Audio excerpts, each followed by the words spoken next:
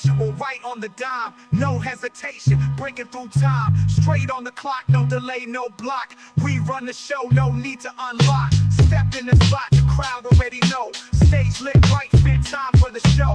Microphone check, rhythm and vibe, straight as an arrow, keeping it live. Stalling is balling, mics in control. Hey, you don't know me.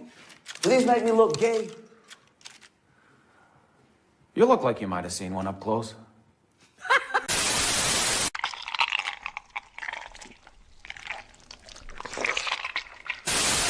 How come you claim to be 5'9" even though you're like 5'5"? I don't know. How tall are you? 5'9". You're 5'9"? I'm actually 5'9". Okay, come over here. Let's see. Bridge. Bridge. Got him! Made gay, dropping rhymes that slay. In the golden era, where the real ones play. GCA crew, keeping it true. Spitting dope lines till the break of day.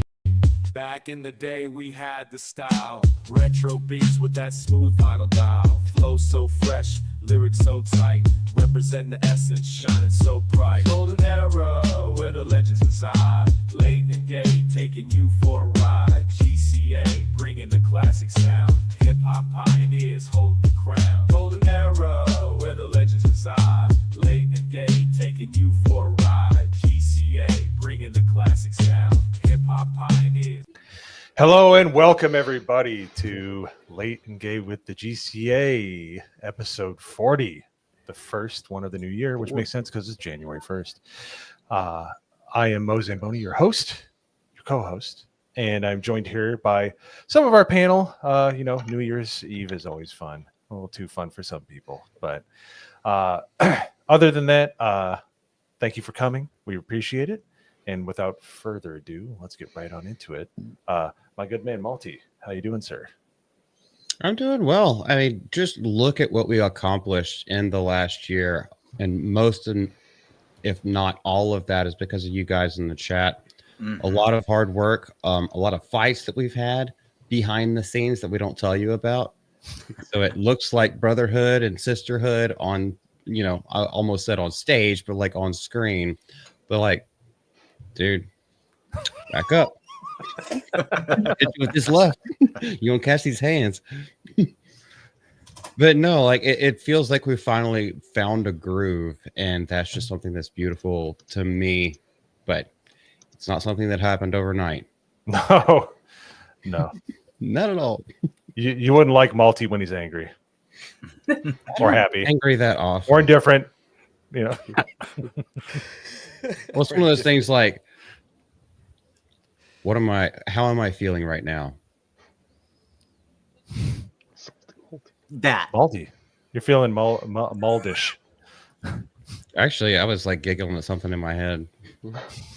Oh, psychotic. That's what Psycho. Yeah. Maybe, baby. But yeah, anyway, that's all I wanted to do with my intro is just thank the audience, the fans, the followers, all the people that we've met, all the friendships that we've made. And we ain't stopping anytime soon.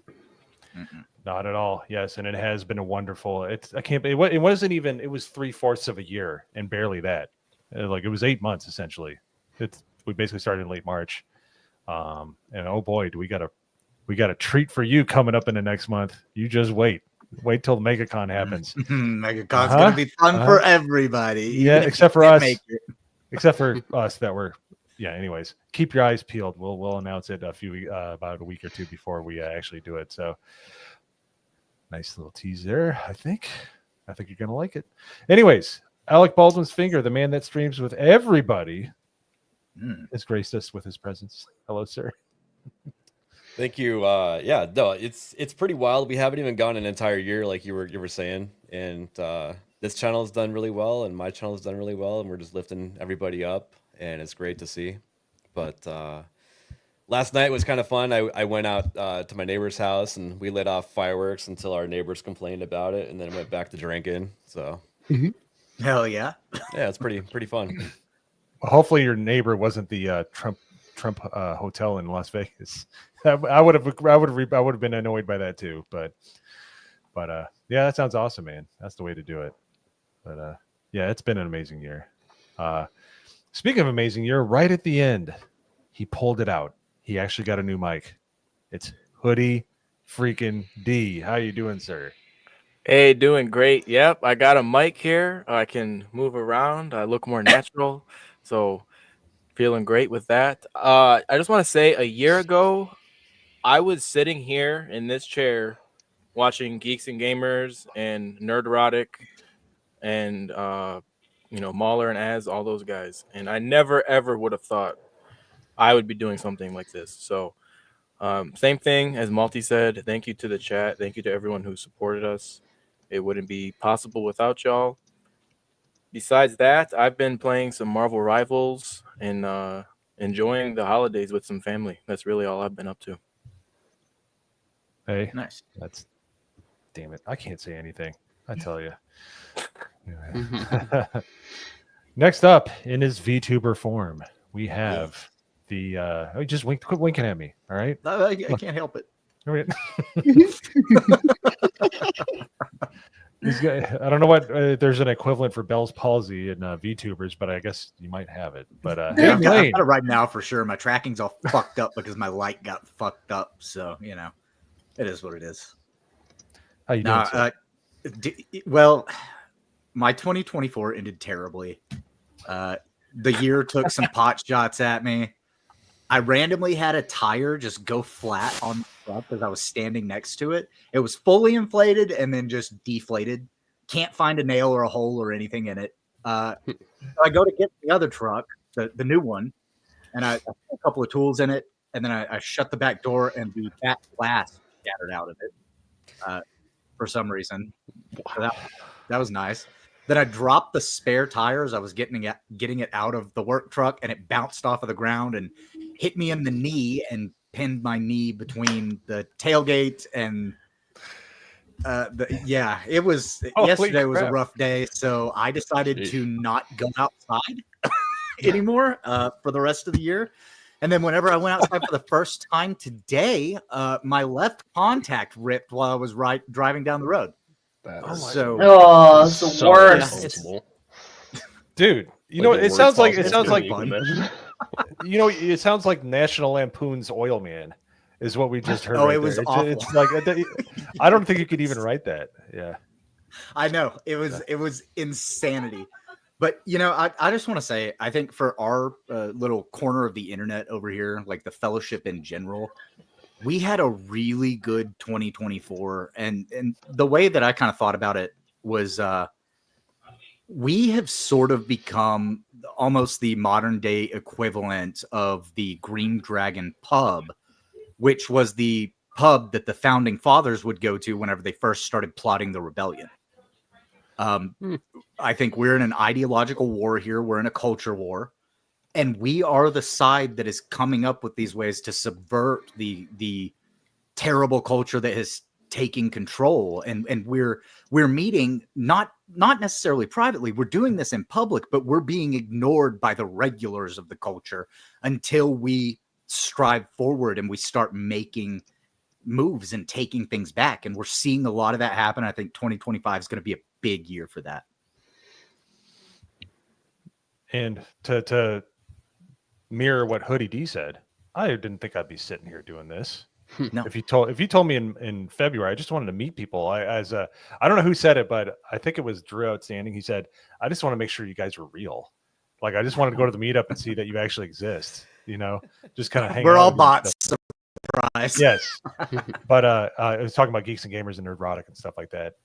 Pleasure meeting him. And if you ever see this, Drew, hello, sir. Can't wait to see you in Orlando. But it's just amazing that we might actually, even if however small it might be, that we actually can move the needle a little bit. Malty's had some videos recently that have pushed like 8,000 views. Like, I'm sorry to cut you off, man. I was doing a little end of the year recap. It was actually just the month of December. I've had 5 over 1,000 view videos. Just nice. Not to pat myself on the back because it's been a long I'll do it for you. I got you. There you go. There you go. Wrong way. You. Wrong way. Give me a little rub. Let me. There you go. I thought you were going in for head pats. That got awkward real quick. Who cares? I don't give a crap. Man. But awesome. And then lastly, we have a man of many words, Nagranol. How you doing, sir? Hello. All right. Yeah, I'm doing good. Yeah, like everybody else said, thank you guys in the chat. Like we obviously wouldn't be here without any of you, and it's awesome to see like people in our Discord making their own channels too because of us. Yes. Basically. Sorry. Go ahead. It's like it's been snowballing real bad. But yeah, 2024, pretty good year. I mean, made a lot of good friends and started this. It's just amazing to see. We're already on. What, you said episode 40 tonight. That's crazy. Yeah. Mm-hmm. It's insane. Yeah. By the way, there are 41 episodes. There's a hint for what's coming up next month. Yep. But anyways, last but not least, joining us is Nomi again. Thank you very much. And how fitting to start the new year with the person that was on our first monetized stream. It was amazing, and it was such a fun night hanging out with you. But Malty, my man, what do you have to say? Oh, you're pointing at yourself. Were you just pointing at the GCA? No, I was pointing down towards her, making sure. No, you're pointing the wrong way. Yeah, you're pointing the wrong way. Wrong way. Other arm. Wrong way. Other arm. Other direction. There you go. Doubt it unless I am mirrored in my own image. Yeah, we're For professionals. me, That's it probably looks what's like I'm going pointing on. directly at Nomi. Weird. Oh, well, you're pointing to the void is what you were doing. You can do it too, guys. Don't doubt yourself. All right, this is our 41st episode doing this together. All right, we're professionals. I was like, I keep adjusting to my camera, and I was like, I must be mirrored. That makes sense now. I'm going to change it. You can flip Go it ahead. within StreamYards, I believe. Well, then you'll be the ACG. You're gonna be wearing a shirt. It's going to be all backwards now. So Yeah, that's my problem too. yeah. Boom! It's normal. There. You can change it just on your end. Wow.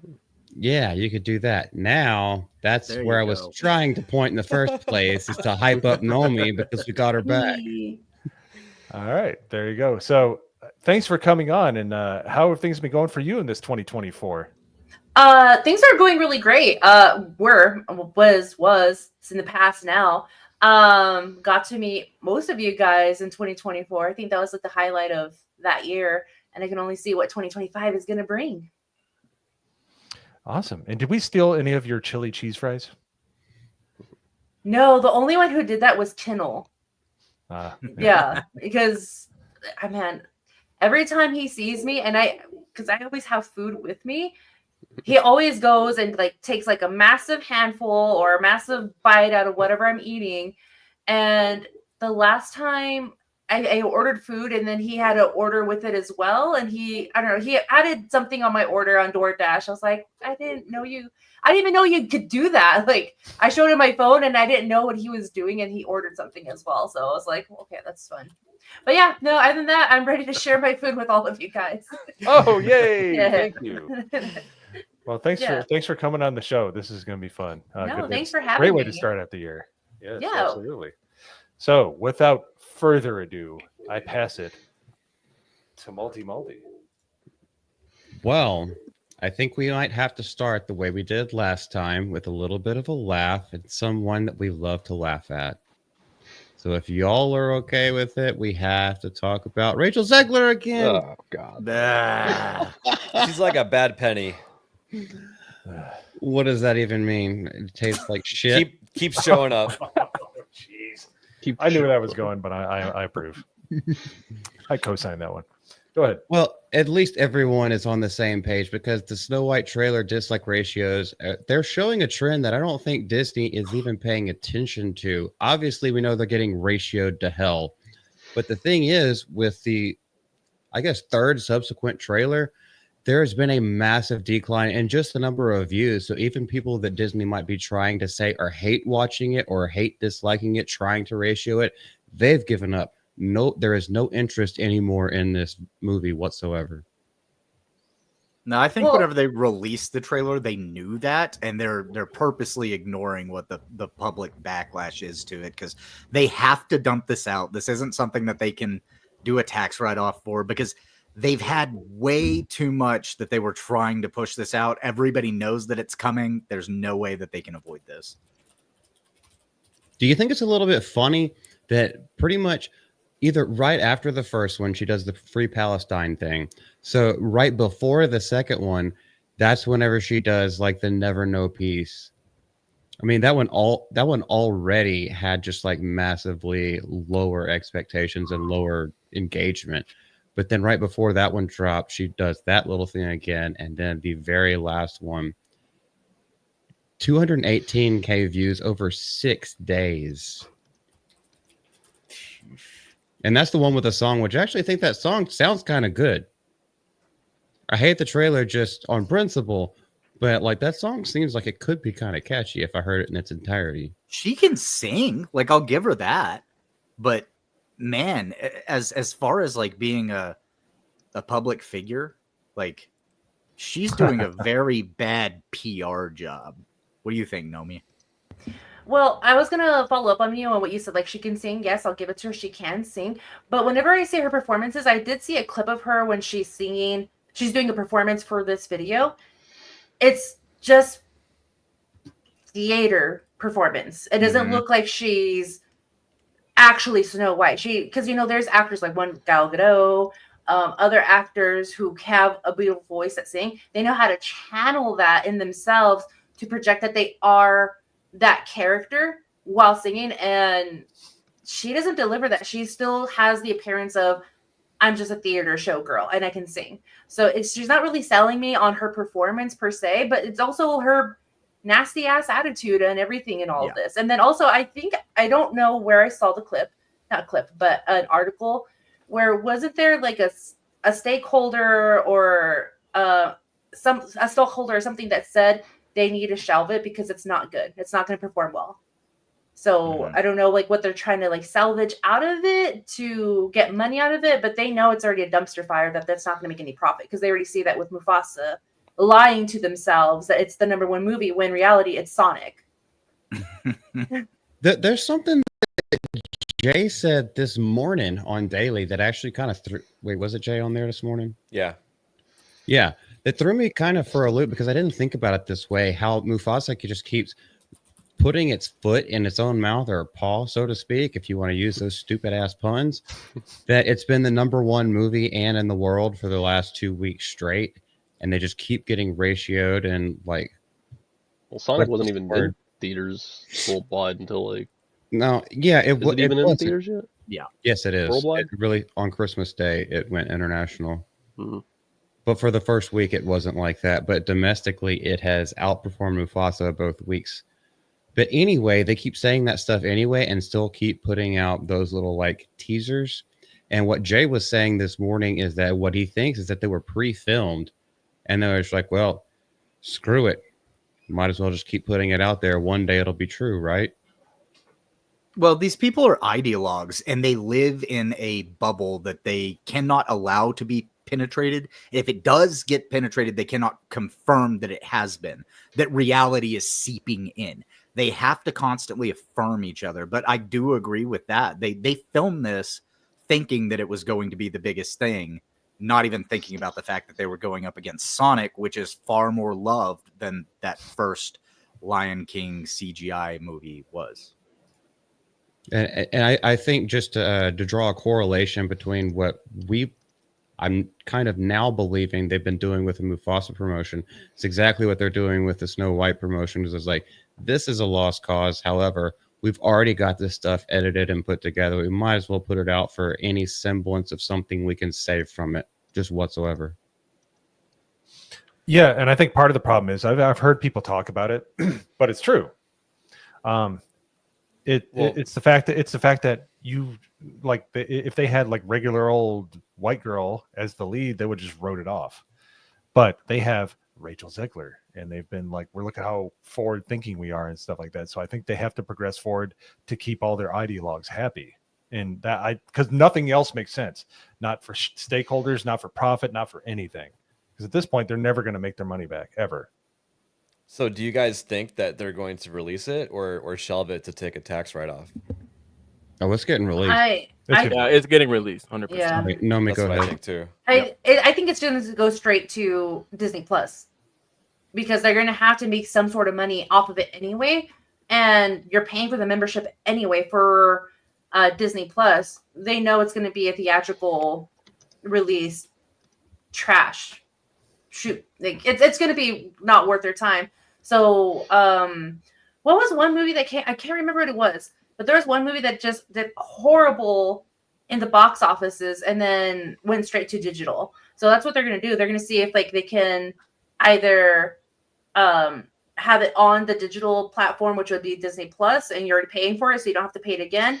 So they'll just get the revenue from that to see how many views or hours they'll have it watched or played on their shows or on their platform. That's Well, see, I think the only problem with that is that Disney Plus is already not making them any money. Like, sure, they would be able to tout views, but they won't make any money off of it. I think that what they did here was they overstepped their dock, as it were, and they're scrambling in the air, not able to walk any further like they thought they were going to be, and they're fixing to fall flat on their face. Well, putting it straight to Disney Plus would be a form of damage control, because if it's only being released there, they can control, the actual numbers of it, because they won't tell anybody, and it'll just fall out of news quickly. True. Yeah. True. Yeah, I think it's going to spend about 3 weeks in the box office. They will release it just because they won't tuck their tail that much. But, 2 or 3 weeks and see what any kind of box office does. When it realizes that it's failing miserably, it'll either still be in the box office for any theaters who want it, but also on streaming, or just completely disappear and go to streaming.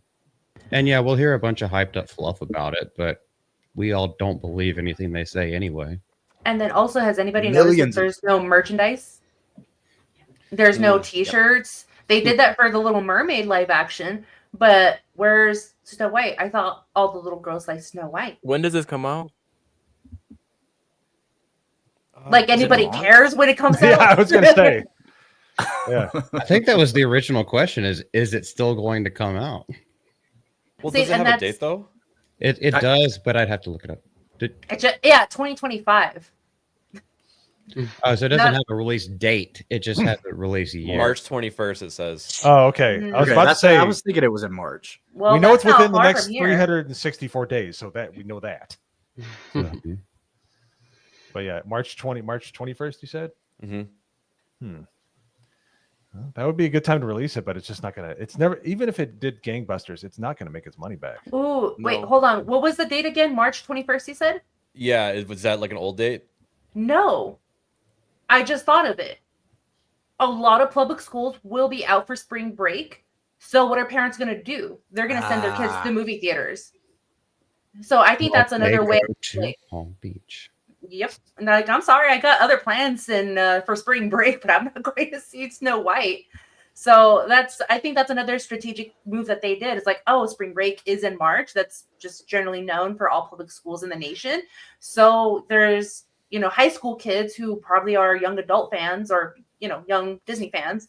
And if they have a means to get to the theater or go to the mall because they have nothing to do during spring break, let's go watch a movie. So they're probably banking on that. That's what I'm assuming.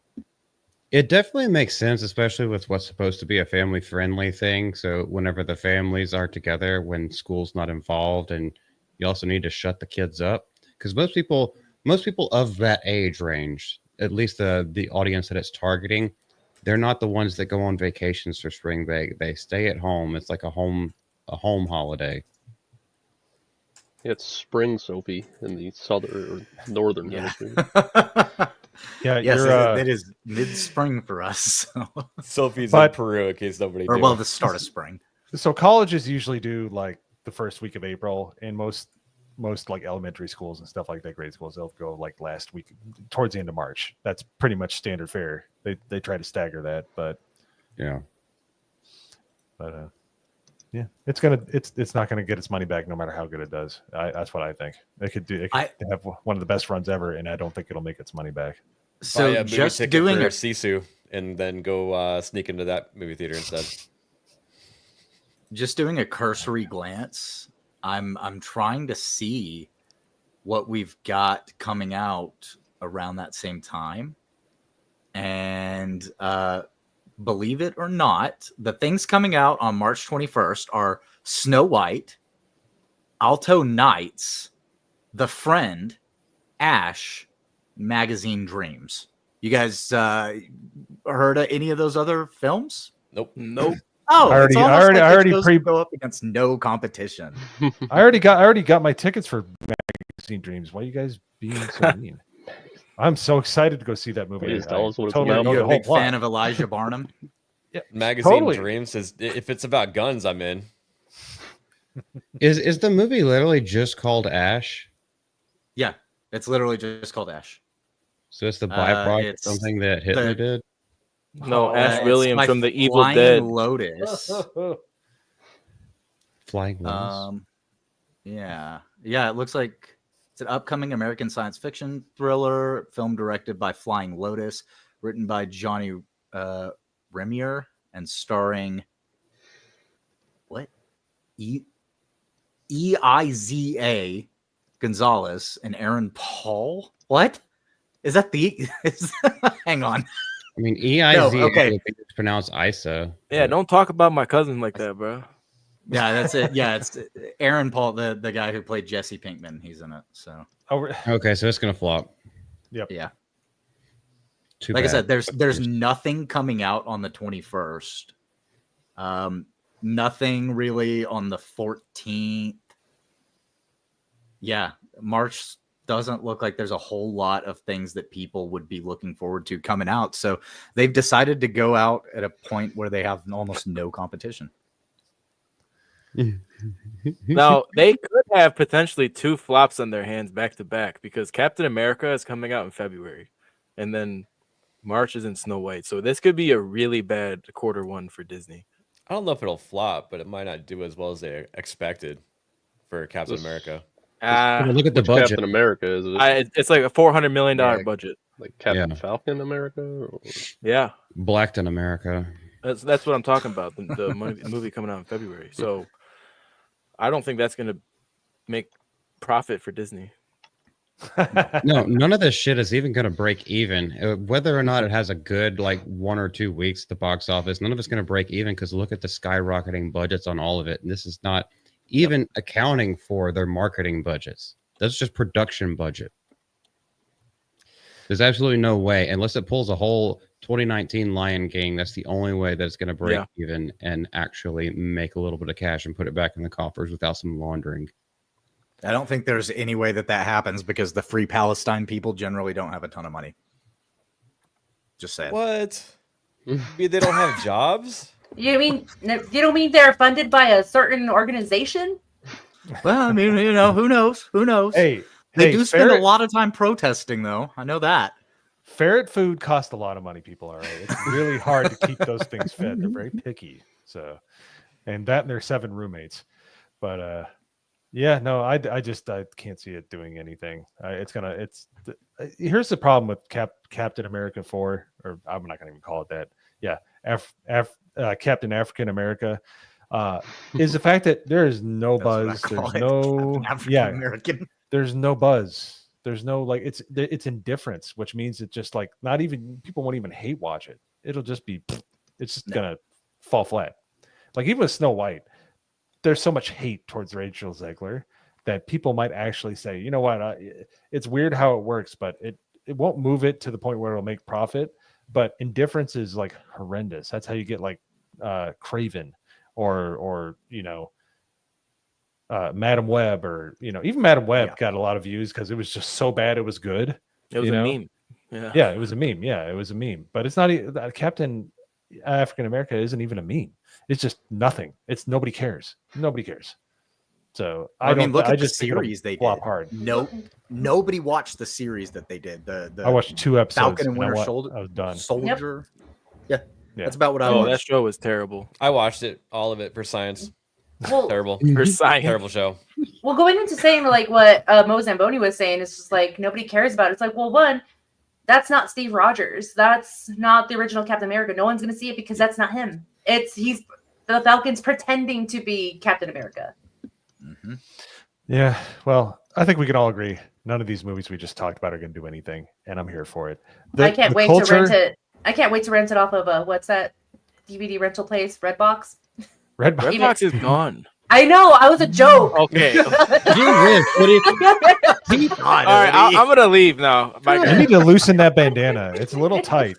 Take your El Camino for a tune-up and get back to us when you can keep up. I love it. Meaning that I'm never gonna see it because Redbox is bankrupt. It's no longer there. So if it goes to Redbox, I'll wait till it comes out there. It's very cold up north right now. I apologize for I'm sorry, Hootie. I'm sorry. What I don't apologize for is our wonderful supporters. So if Hoodie D would like to come back, since he's got his new mic, I'd love for you to read the super chats. There he is. But my good sir, so without further ado, all you wonderful super chatters, let's go through all your wonderful gifts that you have given thus far in this brand new year. Cajun Corey gifted 1 GCA membership. Thank you, Cajun Corey. Thank you, Corey. Appreciate you, man. Tomac for $10. Shout out to the ABF causing some of the members of the GCA to with his opinions on Master Gamer Mac. I just encourage people to be better. I thought I read that wrong. I don't. No, you read it right. No, I think you read it right. Got it. Get good. Why are you oppressing me? Oh, Nerd Wars says say it sexier. Corn Boy for $1.99. Super sticker. Thank you, Corn Boy. I'm guessing it was a thumbs up. I missed it. Oh yeah, Could it have been? We'll say it's a thumbs up. We'll say it's a thumbs up. I'm sure It is. It was probably a thumbs up. Okay. Can you guys hear Molly snoring? She has. I actually had to wake her up a few minutes I ago. just heard because- the breathing wheeze. I think just I just heard the heard breathing wheeze. All right, I'm gonna wake her up again. I have not seen Molly in months. That's one of the saddest parts about his setup is we don't get to see Molly anymore. Man, I know, right? It makes me Used to be sad. all the way around. All the time. She'd be there for everything. So, all right, I'm gonna grab this one. Nerd Wars gifted 1. The GCA membership doesn't quite roll off the tongue. Well, man, Thank you, Nerd Wars. But thank you, Erwin. Nerd Wars. Thank you. He's way beyond latent curious, but Yes. All right, Hoodie D, let's go. Corn Boy gifted 5 GCA memberships. Yo, Thank you very Corn much, Boy. Corn Thank Boy. you, brother. Thank you. Thank you. Thank you. And of course, the most consistent man on the internet with some gusto, Hoodie. You're gonna get hired Yeah, you for a gotta job in sing Hollywood. this Let's hear it. Okay. We got Graph Web. For fuck's sake, cancel Disney Plus. is that what it Okay. took? Oh, That's all all right. it had to take. All right. I'm with it. I can feel it. There's All potential. right, next audition. Yeah. Do Okay. you want an Next Italian or time- Mexican? Get on the accent? couch. Yeah. Can you do both at the same time? Cajun Corey gifted 1 GCA membership. There we go. Thank Yeah, you very yeah, much, yeah, Cajun yeah. Corey. Well done. All right. The Wayfarer for 99. Is that Peruvians? Nope. No, Pesos? It is. I don't know. It is. Pesos? Pesos. Okay, that's my current. Close enough. Pesos. 99 pesos. Happy New Year. It is. Big. It's Filipino peso. It's a real thing. Really? Mhm. Yeah. What? So, And Hoodie's like, it's my currency. Like, there's not other currency called pesos. well, he's Thank like you. half the brown people all rolled up into one. Just like, yeah. Oh, We have okay. Nomi, and then Hoodie D's got everything else covered. So, that's it. No, thank you, the Wayfarer. Happy New Year to you as well. And then Happy New Year, brother. Shout out The- to the GCA. What? Get the GCA gifted 5 GCA memberships. Thank you you so go. much. Shout out GCA. to Smooth the DJ. Actually, he's the one who he made a video on it a while ago. Apparently, you can gift your own channel memberships. awesome. 10 a month. Nice. Yeah, Jeremy does that all the time. no, he does like Yeah, but he goes does it over from the his top. personal account. Yeah. that's like- Yeah, Yeah. his credit card stops working because of it. But yeah. I thought it's because he can't read any of the invoices and he just kind of puts money back in the envelope and just expects it to get to the Visa. So, anyways, I don't know. Just the people freaking out over me waking up Molly, I gave her a treat. So she was happy to wake up. Okay.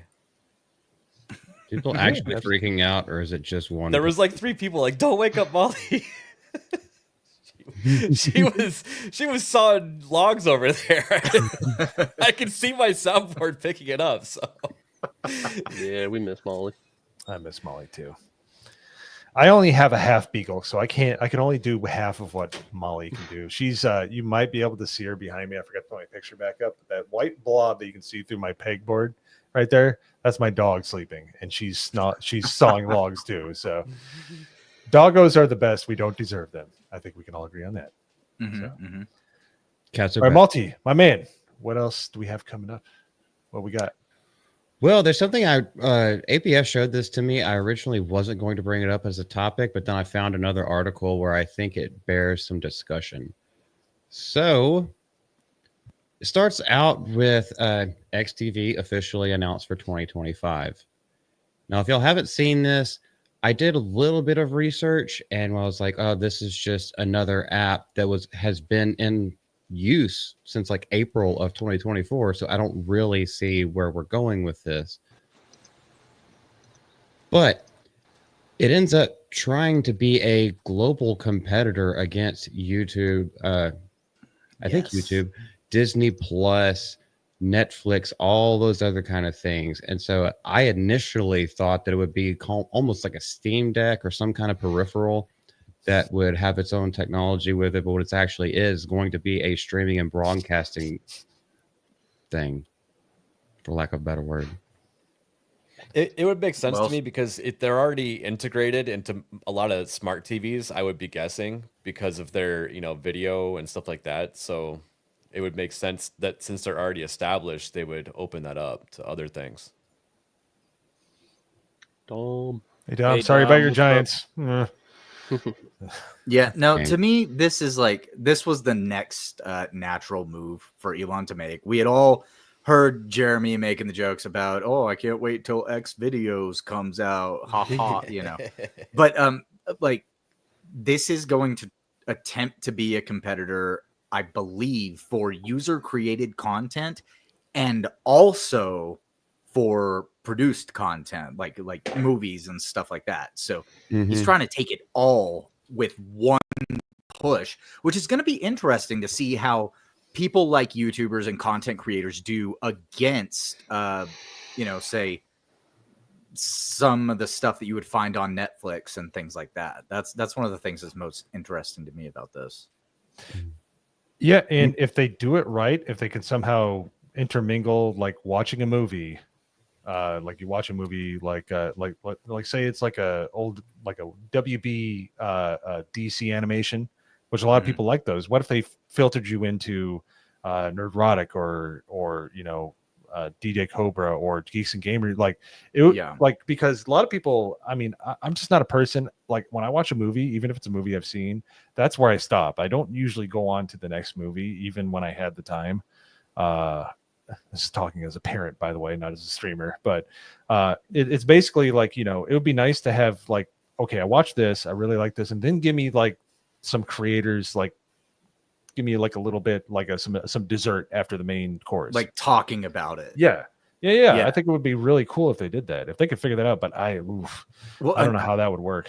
Another interesting aspect is the potential for like watch-alongs, right? Being able to do it like Locals does, where they don't have like a DMCA takedowns. Like it's somebody can put it up on the screen and watch it with their maybe paid subscribers, so that they're still getting money for it, and maybe you have to pay a share or something to be able to watch something else. But like there's a lot of interesting ways they could integrate stuff like that, with all of that being on one platform. Well, that's the thing. Amazon Prime and Twitch do that. They can do watch along on Twitch with Amazon Prime videos. Yep. Yeah. And Locals. So, Locals is just because it's it's just the Wild West on Locals. That's why you're allowed to. There you go. Right. Well, here's one of the things, ABF, I think you brought it up. That article does go on to talk about partnerships, which it would have to get a lot of partnerships in order to be able to broadcast that. If I'm not mistaken, right? In order for them to have like licenses for it, they would have to have a bunch of partnerships. How many people, just because of Elon Musk and the cultural zeitgeist of what's going on nowadays would just spitefully be like, we ain't doing business with that dude.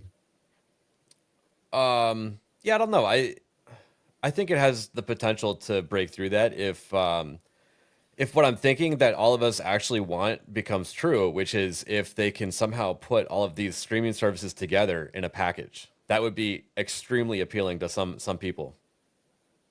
Because imagine you can pay a monthly fee to have Apple TV, Paramount Plus, and Netflix like all rolled into one, and you can view it all off of one piece of software. I know we had that in the 80s. It was called cable TV. So my parents still use it. It's called DirecTV. They just don't know how to use a computer. Which became a monopoly that ended up screwing over all its customers, and that's kind of like the big question with all of this. Is like if it's all in one place, like that sounds great on its surface, but if one thing goes wrong, one thing goes down, they basically control the market with how much they want to charge you for it. Yeah, and just to be clear, I don't know if that's what their intent is, but that's what we all want, and that's where my mind went to. So, so the problem with cable is it's not the same as mobile phone service or like mobile internet service. There are usually four main you have T-Mobile, AT&T, Verizon. Well, I guess 3 at this point because they've all merged with each other, but you have options, and because you have competition, it keeps the prices in check. They can't just all overplay each other. So, but with cable, usually the infrastructure, they build it out, and all you get is one server. If you get more than one server in the area, well, guess what? Your prices are usually way lower. And I've lived in areas where there's more than one cable provider, and it's way cheaper if you live in a place that has just one. So with the internet and because cable TV, it works because you get commercials, you get everything in one place. It's an unsustainable model to have different, just because of user interface and because of the price. You cannot have Netflix, Hulu, all that stuff, because you don't have a front end. You don't have a clearinghouse where you can just go there and just click a channel. And that's the difference. Like, people are lazy. That's why 3D TVs don't work, because you got to put on glasses to watch 3D TV. Once they figure out how to do a 3D TV without glasses, people will start doing it. It's just, they just want to be entertained, and they don't want to do anything beyond clicking a button and watching the show. And that's what they need to get back to. And as soon as they figure out that they consolidate to 1 or 2 or 3, or not 1, but 2 or 3 different main services, then we'll be back to where we need to be. Because the whole point of the cable TV being crap was because they built all the infrastructure. Now with the internet, the infrastructure is there. You just have to provide the service. That's what I think, and that's where it's going to go. Netflix is going to be there, but who are going to be the other major players? I think XTV, if they play their cards right and they don't have too many cooks in the kitchen, will probably get it there. Well, I mean, are you proposing that they would actually make their own content for that platform? Because that would be a ways off if they decided to start that now. You know what I mean? Mm-hmm. Yeah, but my point is like, with Netflix, they brought in what is it, the show Suits from USA Network from 10 years ago.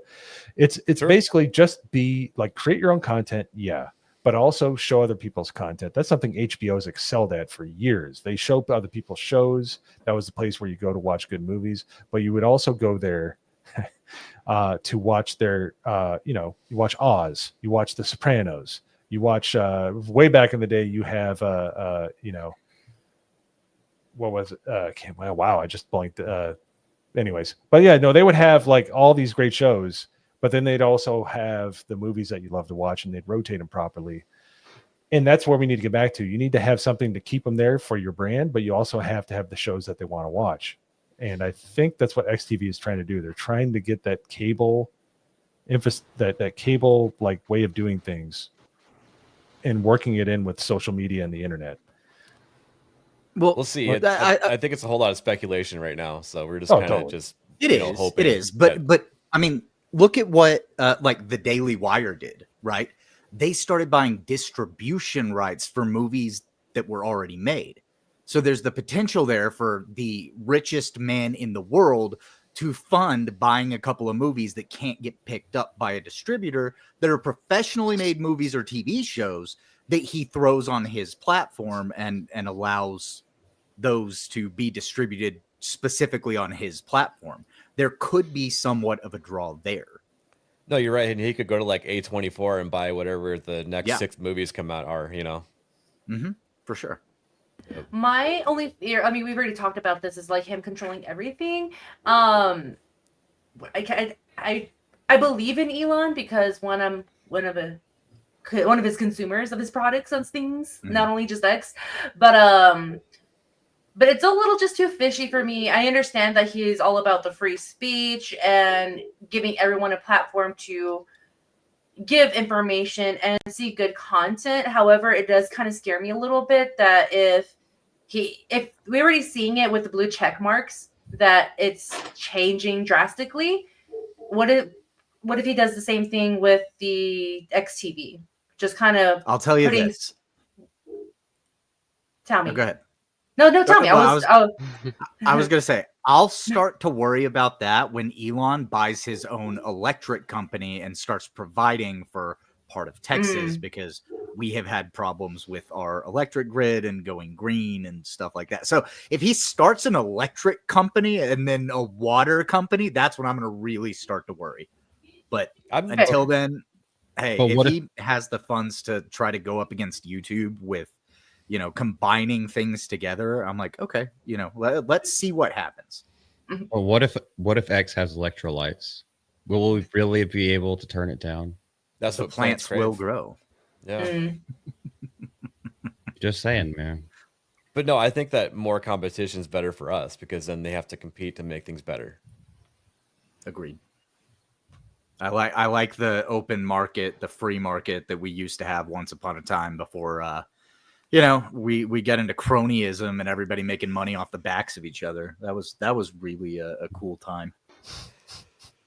I think it is a pretty good it's something to discuss, or at least have in the back of your minds also.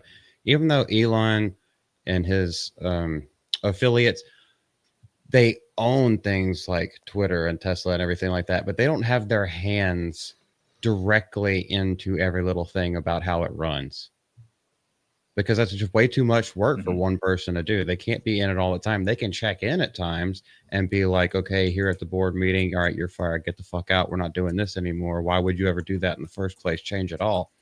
But they're not the sole person in charge. He is not the sole person in charge of all these things that are rolling out. Yeah. Like, I mean, he's got CEOs that presumably he trusts, that he hires to help handle a lot of those, decisions that need to be made, but they are undoubtedly consulting with him on things frequently. And we already know that if Musk doesn't like the direction something is going, he will step in and go, okay, hold on, wait a minute, and set the ship, at least closer to the path that the populists want it to follow. I agree. Anyone else have anything to say on this topic? I was gonna say, I love Elon Musk, but I'm also afraid of him. Me too. Yeah. I have to say me too, because if you look into some religious stuff, and not to get too deep into it, but hey, the Antichrist is supposed to be somebody that everybody loves, not hates. Where is my tinfoil hat? Because I will join you on this, David. Because I was thinking the exact same thing. I was like, man, I don't know. I know in Revelations it does say there's going to be a man that says we all love and adore him. I'm like, Elon's kind of projecting that a little bit. He's become that. But Yeah. the thing is that I look positively at whenever we start talking about Elon and looking at it from that view at all. It's the left absolutely hates him, and that is a net positive as far as I'm concerned. Mm-hmm. It is. It's a net positive. However, he's in history, he's just been known to be a Democrat. So yes, I know he's shifted very drastic in the past year, seeing what's happened. So that put a little bit of a concern to me, but I do have friends that are kind of medium. Like, okay, I see what the left is saying, I agree with it or I don't agree with it, and I see what the left or the right is saying, agree and I don't agree. But so I kind of see him as centrist a little bit on things. He's a centrist populist. Yes, like and that's I know what it feels like.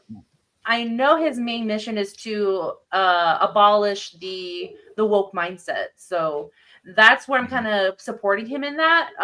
But it's still something we need to be all very weary of him on. But yes, I agree with you on the Antichrist thing, Hayden.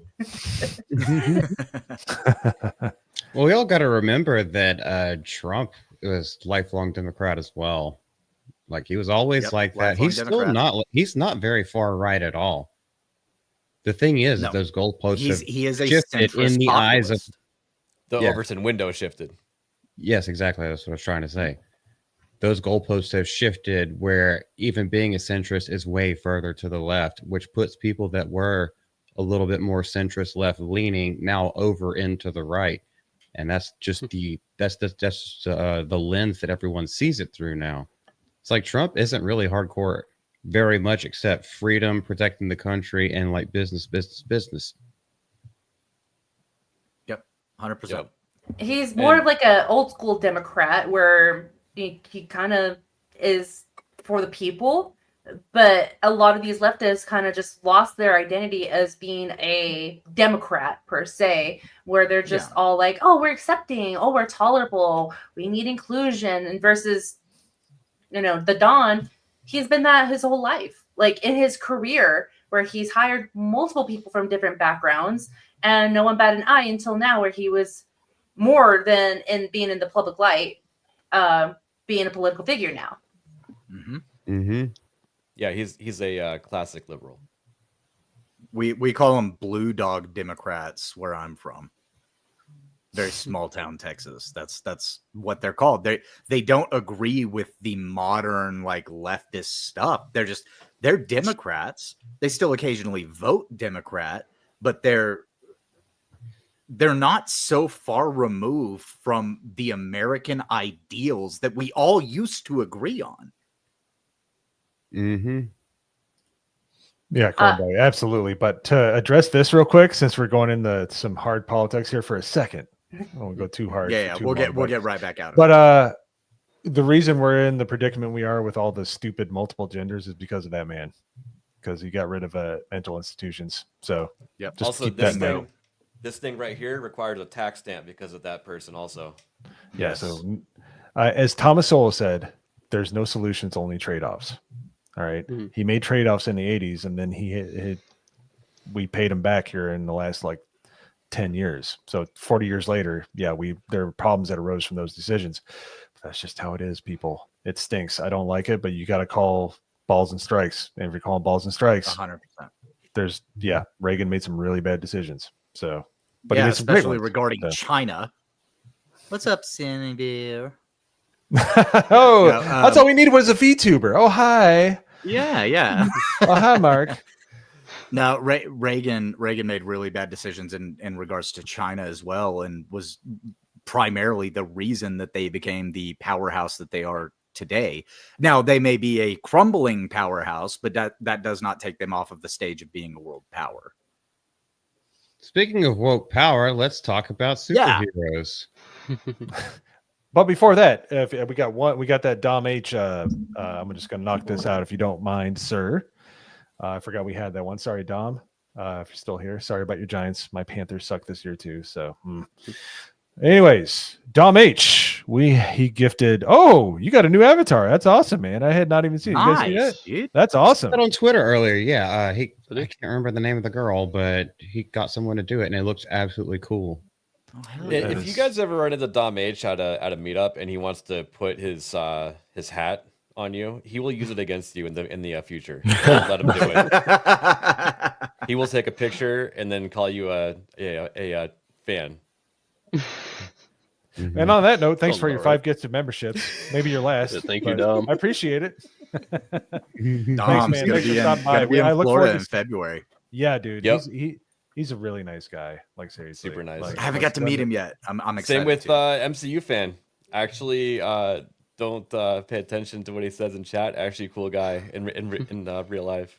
His hugs are a bit creepy. I think we can all agree on that. His hugs I have a picture with him. He's in the vlog. Both of them are like a lot. Yeah, Dom H is svelte now, aren't you, buddy? You're like you lost a lot of weight. I can't wait to see you, man. Oh You're He is. I mean, God shaved his head a long time ago, so he's ready for those muscles to grow in. Wow. Wow. Wow, he really paid a lot for those 5 gifted memberships, and I'm not talking about money. He's like, here's 25. Everybody's like, yeah, go fuck yourself. So thanks, Tom. We appreciate it. But, Paul knows I love him. Gun home back. Would that be high praise or low praise coming from Gun Ho Mac? I'm just saying. So, I don't know how that works, but oh man, look at this. They're talking about VTubers. Really? Oh no, I'll look at this after stream. By the way, in case Hayden goes on one of his rants, can we have Cinevere just pop in randomly and go like give a woo to Hayden so we can just kind of stop? So, Cinevere, can you be our stop? Can you help us? Can you be our anti-Hayden? We will mod you if you become an anti-Hayden. Yeah, dog. Yeah, we should just mod her right now just in case. I feel like it's worth it. Cinevere might be more base than me. Be careful. Ooh. Oh, we can always rescind the offer. It's all right. There we go. We got it. Oh, there she is.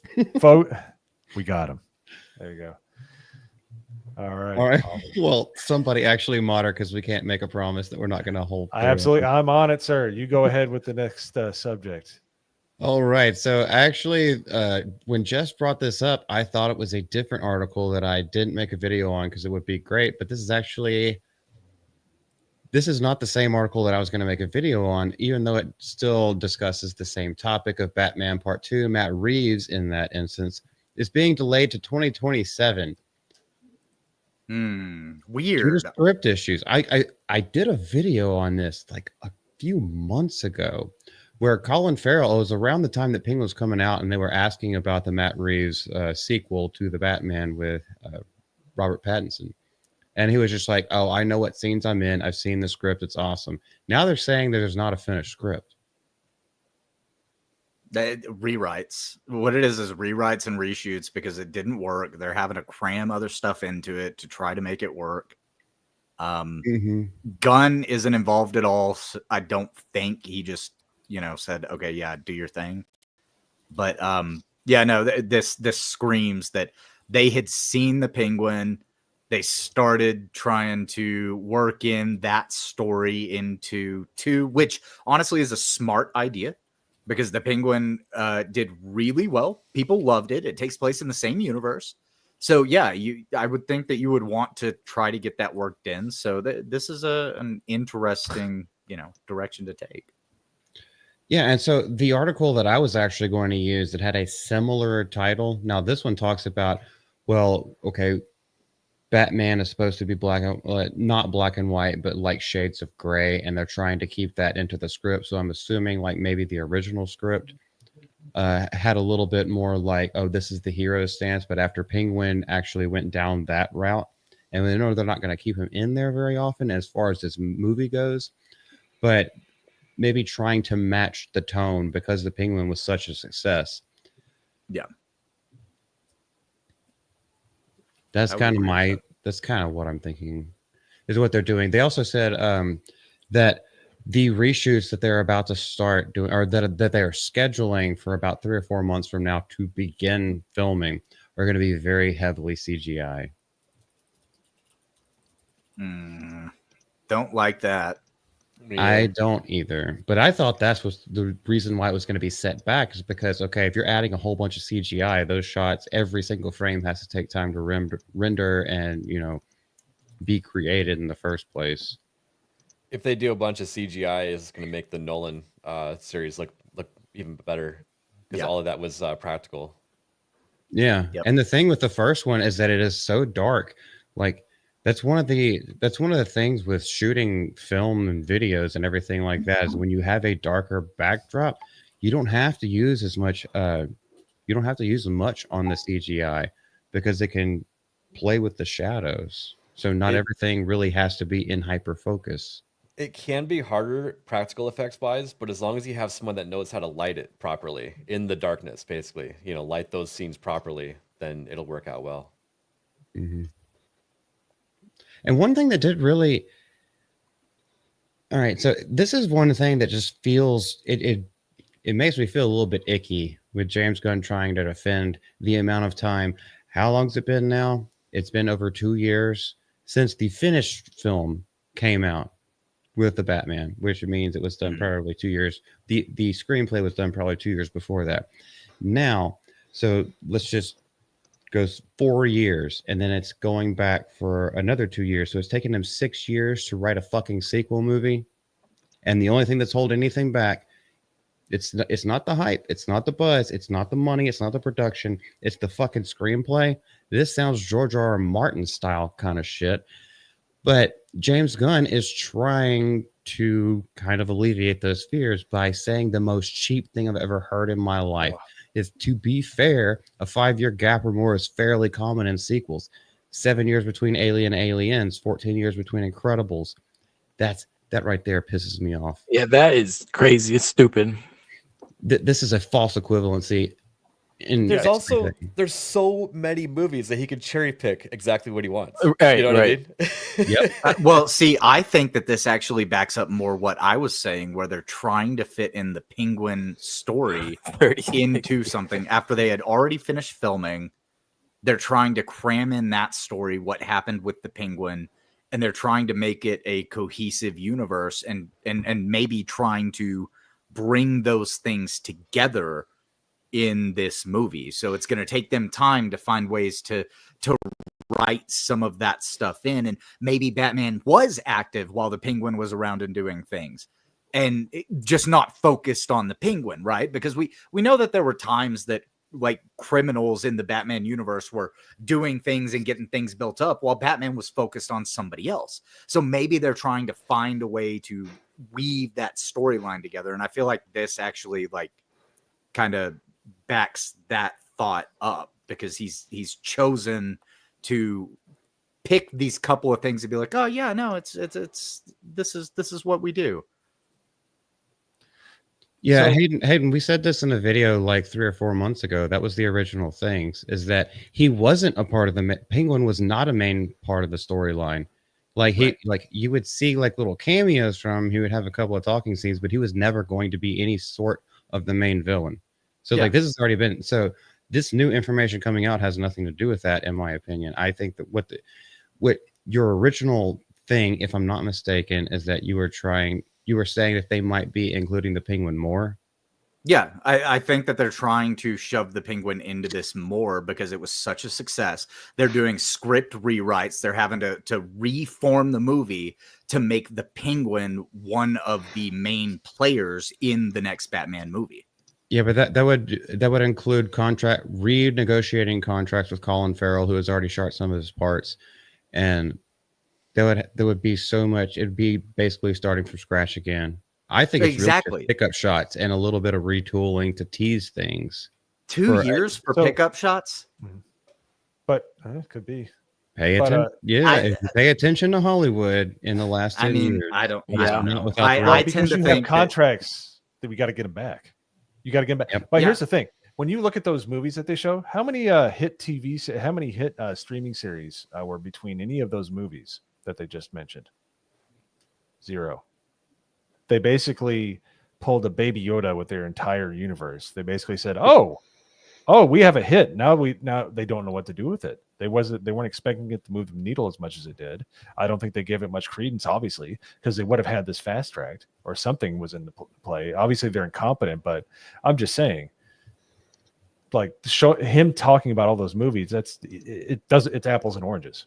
It's a different world. I mean, you say that, but the thing is, none of those had like cohesive banger like hits, but the Penguin was a banger hit. So to try to interweave that into the sequel that is set in the same universe isn't something that would be a stupid decision. It would be the smartest decision you could make, because you had people who watched the movie, you had people who watched the show, people who loved both of them. If you can bring those audiences together by combining those in a more cohesive way and making that a more core part of the story, you might be set up for a summer blockbuster, which we haven't seen for a while, really.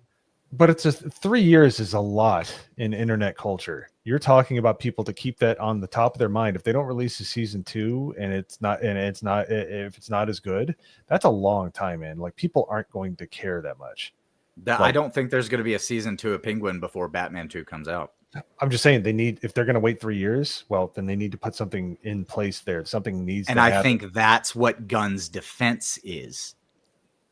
I think that the Warner Brothers is not doing the right things by they're putting all their eggs in one basket with James Gunn. And I think if they were to have 2 different timelines of Batman, it would actually please a lot of fans, because you're not going to alienate one or the other. There's still going to be a Venn diagram where most of them are still going to overlap and enjoy both Batmans. So I agree. Like I said, I'm just saying that since the Penguin was such a hit as far as a show goes, it would make sense for these corporate executives to go, because we've seen them do stuff like this before, where they go, okay, wait, rewrite it, make that a bigger part of what we're doing. Reshoot it, don't care what you do, make that a bigger part of it, because we had big thing, then we had other big thing, make them both bigger thing. We've seen them do stuff like that before. So it makes sense in my head that that's what they're trying to do. And I could be wrong, but that's just how I feel about it. Just want to address Isaac real quick. Zach, you're talking about a shit sandwich and a giant douche right there. I was about to say. Yeah, pretty much. I was like, okay, Isaac, you can die on that hill. I do enjoy Batfleck, though. I think Batfleck is pretty fun. Zack Snyder doesn't seem to be as much of a liar as James Gunn is, and we see him lie all the time. So no, he's like, I suck, and I'm not going to shy away from that. The end. But I really liked it. I thought it was interesting. I made the movie and I loved it. Fuck everybody else. There's the correct response to Isaac. Oh man! Damn. All right. Yeah, that should have been taken off the barbecue a long time ago. Oh yeah, and to Isaac. Oh no! What happened? Oh no! How terrible! That's just awful! How terrible! Oh no! Ooh. Now Isaac does have a point here, because Zack Snyder has made good movies in the past. I like the Gunn made Guardians 1. Yeah, Guardians is good.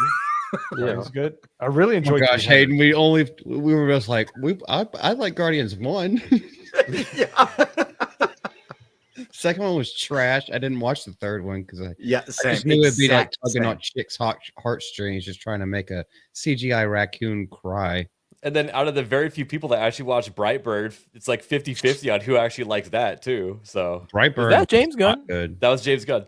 Yeah, that was not good. I tried to watch it, and the guy who's a Plex server he had put it on, it went down the afternoon that I went to watch it, and it just never reconnected.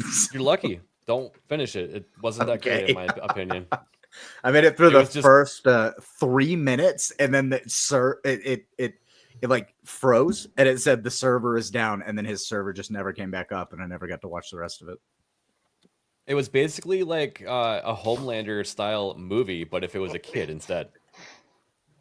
Yeah. Oh my god! Damn. It sounds like No, you didn't. Sounds like Maltese alt account right there. That's brutal. Wow. Mew. Woo. Now, Cinevere's right. I thought Brightburn was a cool premise, and like I said, never got to see it.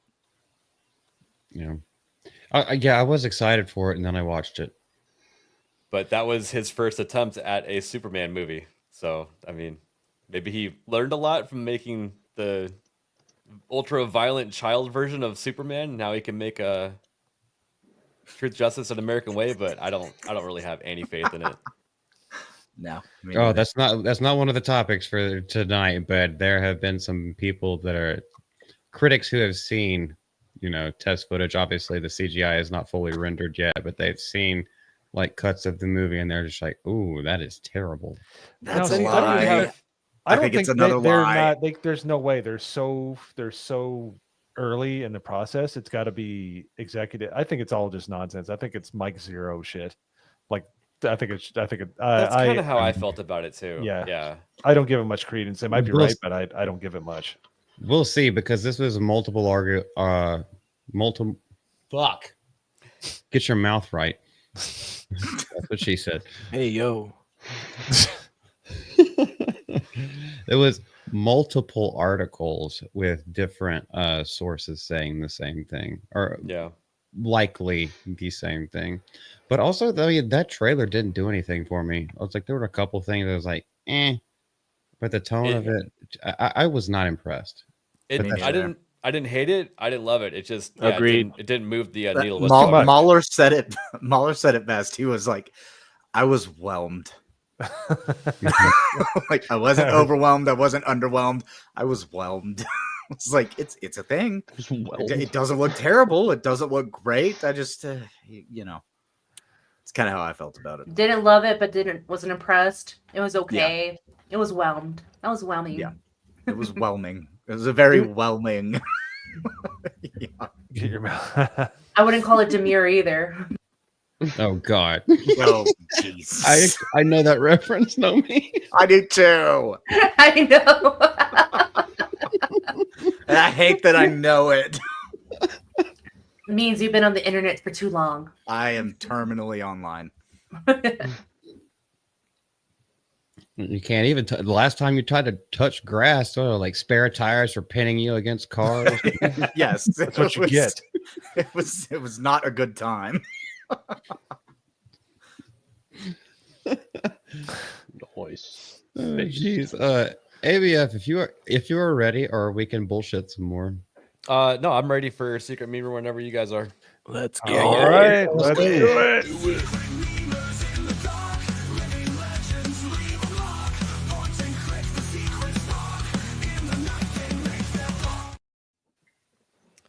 All right, this evening we have no video submissions, but we have 7 just PNG memes. Nice. Ooh, so go ahead and ready up the straw poll.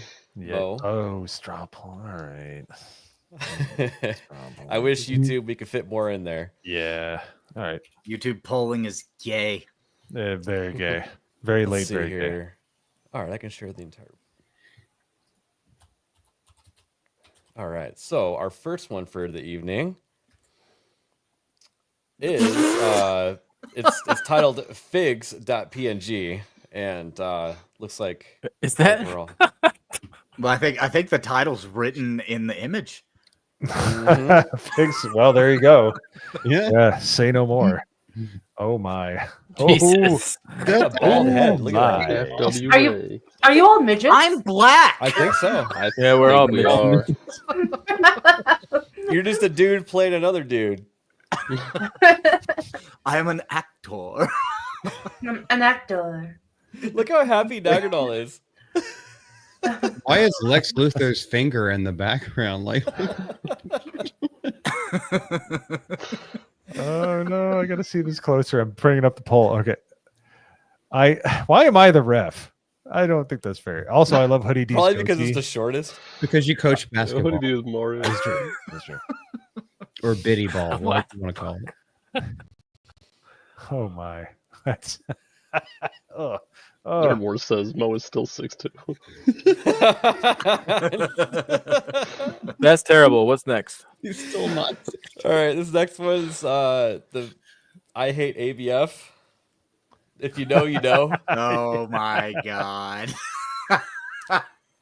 This is a Die Hard with a Vengeance, Die Hard 3 reference. Actually, I don't think that Nerd Wars knows the reference unless you see the clip. I know who this one is. This was a different time when movies could be a little bit more free. Yeah. All right. We got this one, which is funny because this meme of Gary pointing, I took a picture of him in Peru. That's where it came from. I love that it's making its Perfect round meme still. material. Perfect. Oh god. But yeah, the original image of that looks That like is a meme. actually great meme material. Okay, now chat, we do need a title for this. I need you to help us out on this, like, because there's so many ways it can go. I want to know. It's Isaac Ventura. All right, that's Isaac all right. Ventura. Isaac Ventura. Yep. Yeah, that's right. This was the Inca bucks that I was about Gary to was say, pointing at. Look, it's a butt baby. It's a massive turd. It's a massive turn. Yeah, Isaac is a piece of shit. Just call it taking a big ass Isaac. Taking. I got Isaac. it. It's called Taking an Isaac. There we go. All right. Yeah, he We probably love hasn't our seen chat. it. See, Isaac Yeah, likes Isaac, it. have you It seen? says I feel like wonderful. he hasn't. Oh my god, my fucking cheeks hurt tonight. Whoa! There you go. I've been laughing too much. I'm actually making that Clip that. exact same gesture that ABF is making in that picture because I'm rubbing my cheeks because they hurt from So laughing. glad I'm not in this. What Apparently, is this? I've been there twice. Once as the real me, and once as the finger. The Justin Trudeau finger, by the way. That's great. It's a That hat brown was finger. actually taken off of that picture that Justin Trudeau posted.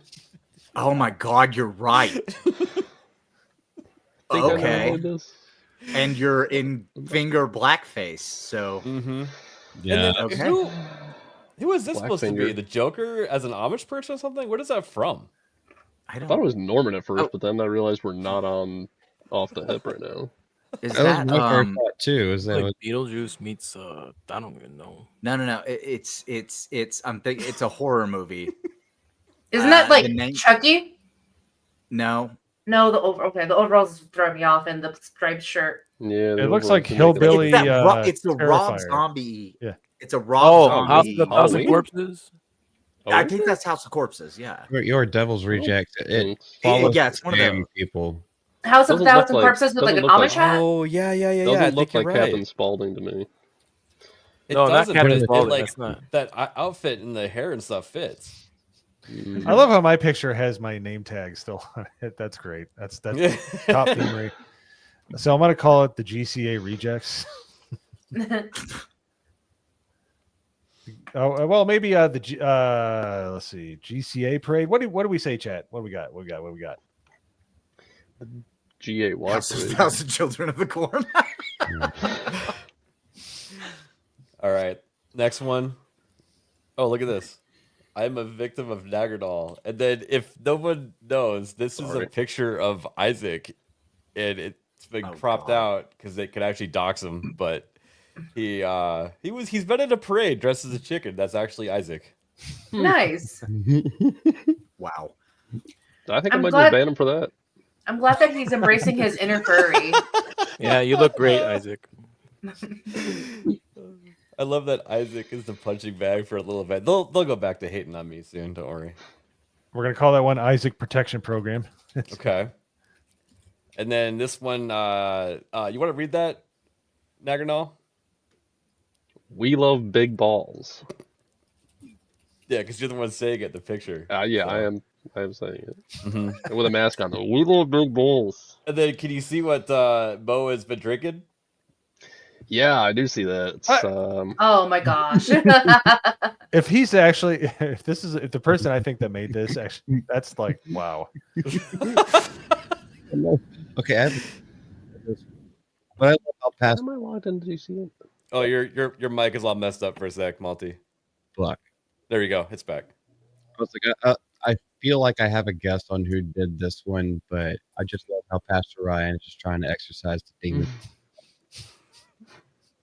Looks like he feels the presence of the Holy Spirit.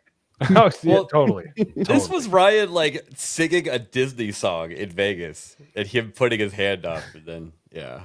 I can feel his struggle right now. So. I can feel God in the presence of Vegas right now. And the last one. Let's see here. Oh boy. Oh. Yeah. Damn, you got done dirty on that one. Yeah, that's Oof. Oof. I don't even know what to think about that one, but I know I would definitely. Never mind. I'm gonna nope. I was gonna make a short joke, but that would have absolutely came out wrong. So I'm gonna call that one Mo's Destiny. Mo's Destiny. Wow. You said it. I know, hey, You're way too proud of how you just ripped on yourself. That's an apt name.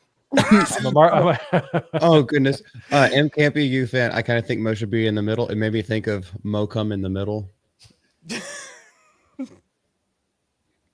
There's a lot of plays on words in that one little thing, but all right. So mercifully, I'm going to start this poll so we can mercifully end it. But thanks for all the submissions, even though they're coming in hot. Yeah. All right, everybody. Remember, you are going to have to open a new tab to open up the straw poll to be able to vote on your favorite. Yep. I'm about to drop it in memes. there. Bam. Oh, Isaac seems pretty happy with this stream so far. There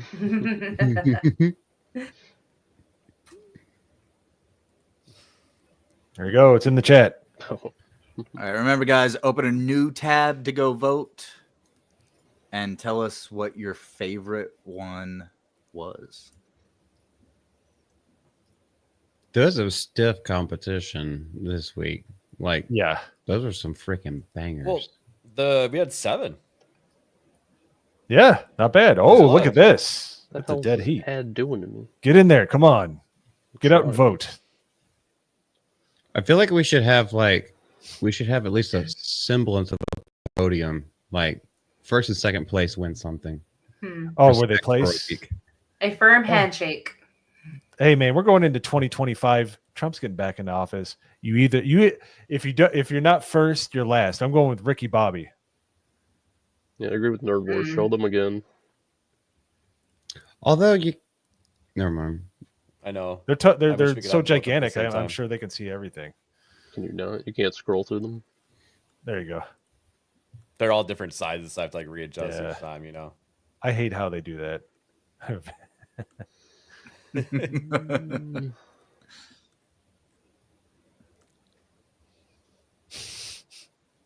Ugh. Yeah. I hate that one. This is the one that was winning, I think. No. Yep.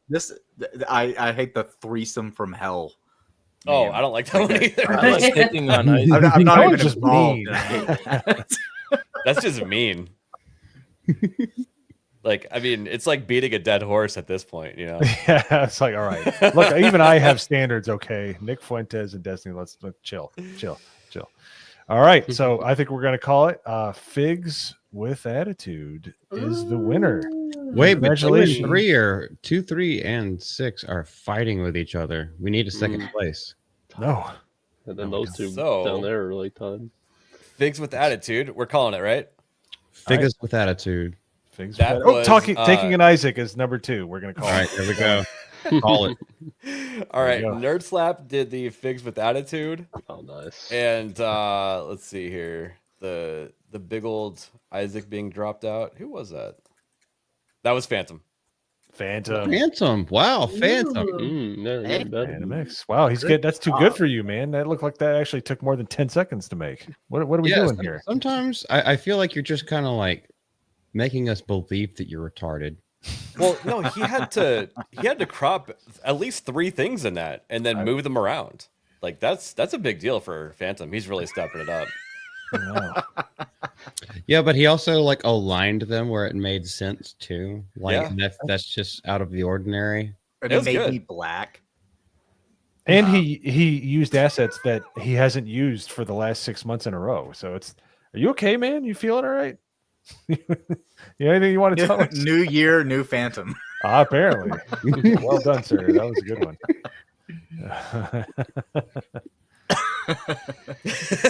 We love you, brother.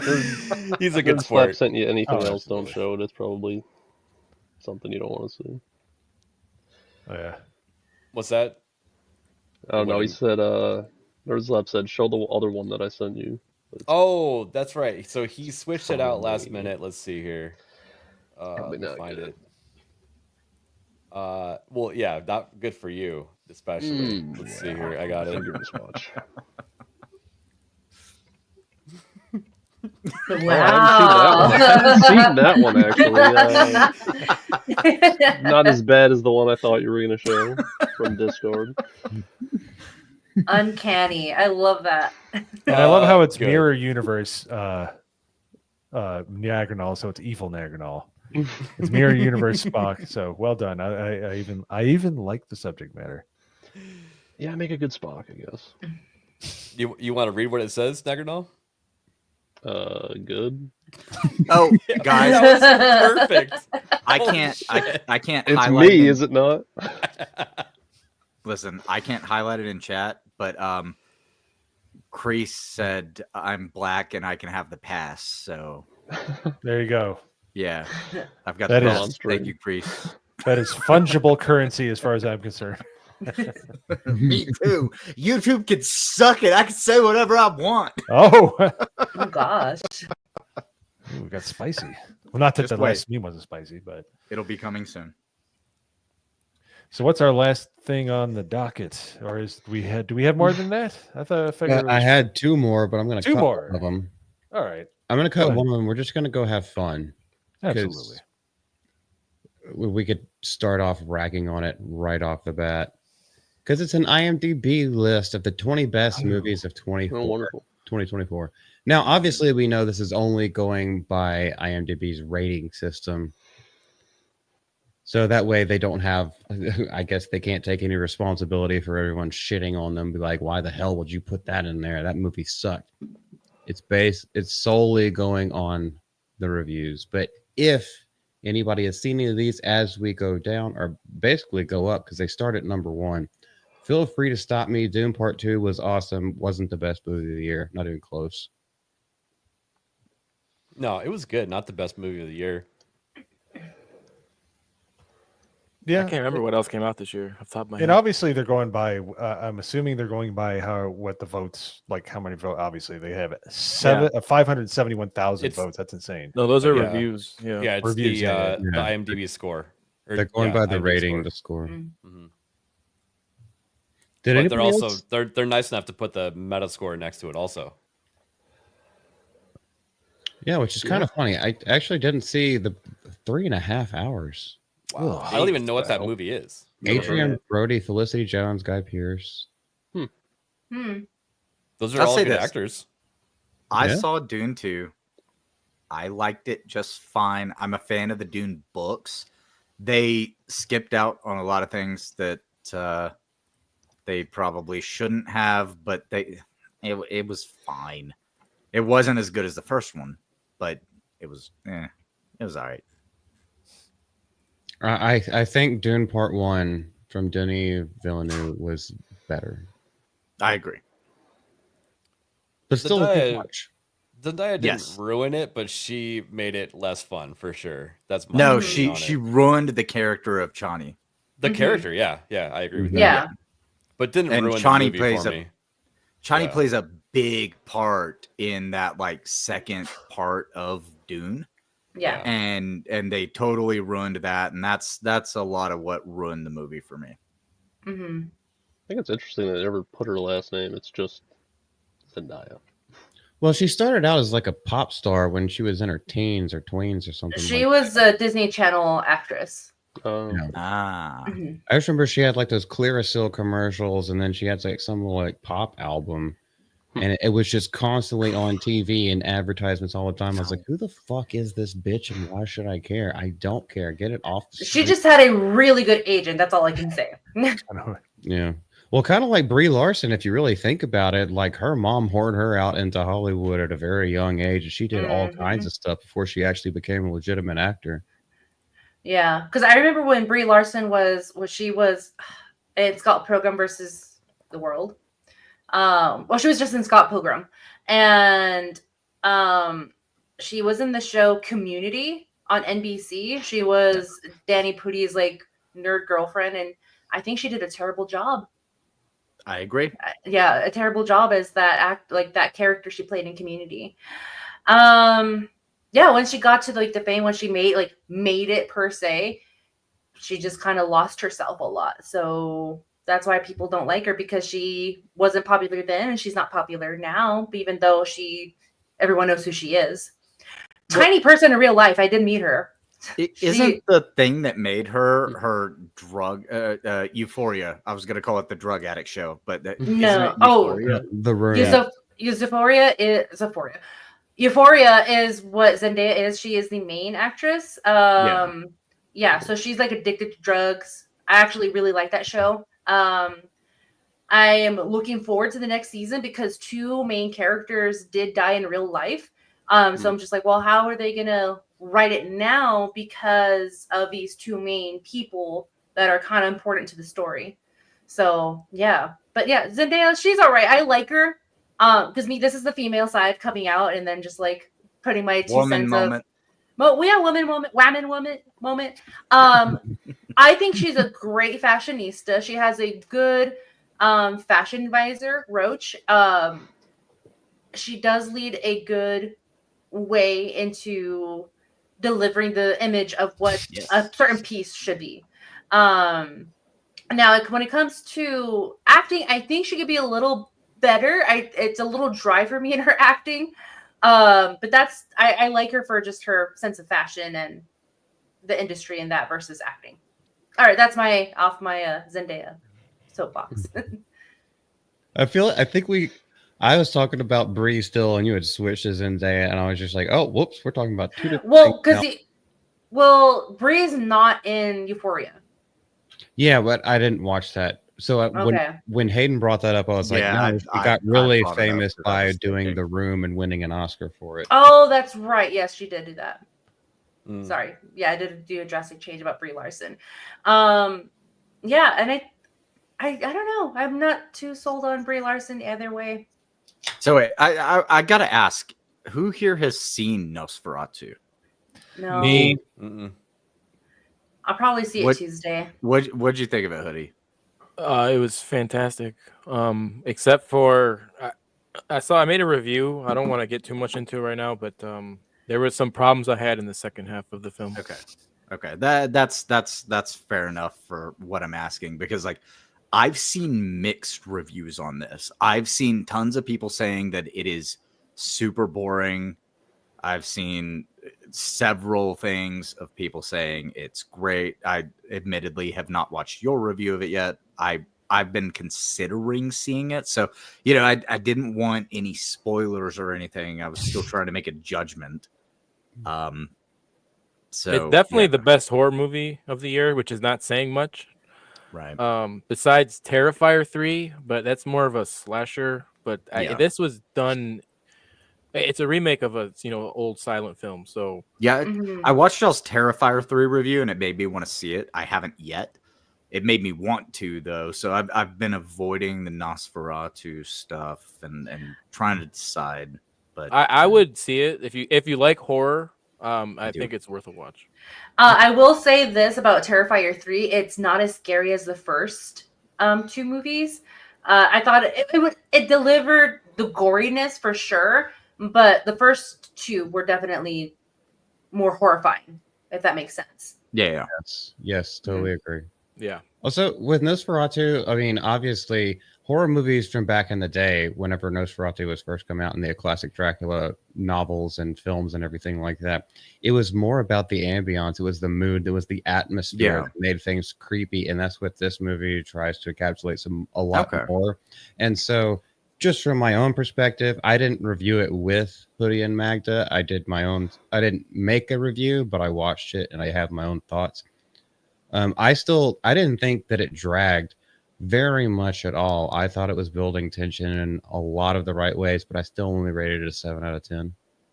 Well, it's weird to me that this movie that came out 2 weeks ago, is number 4 on their list. But then whenever I guess you think about the list of movies that have come out this year, yeah, it was a lot of trash. Yeah, it came out 1 week ago. It came out on Christmas. Yeah, this doesn't have nearly as many reviews as most of those films, so it could go down. Once a movie is posted there, usually the score doesn't go up. It's usually it goes down. Well, but it's got 21,000 for IMDb. And how much does Dune have? Multi, can you scroll back up? 571,000. Yeah, so okay, but that's been out since March. That's why. But The Brutalist has 2.7 and Ghostlight has 4.3.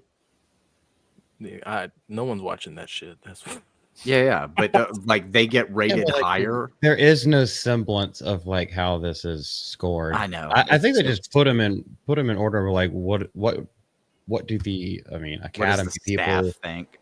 Yeah, the staff are like the Academy. What people are going to be thinking about first when it comes to award season. Yeah, it's The Wild Robot. I didn't see it.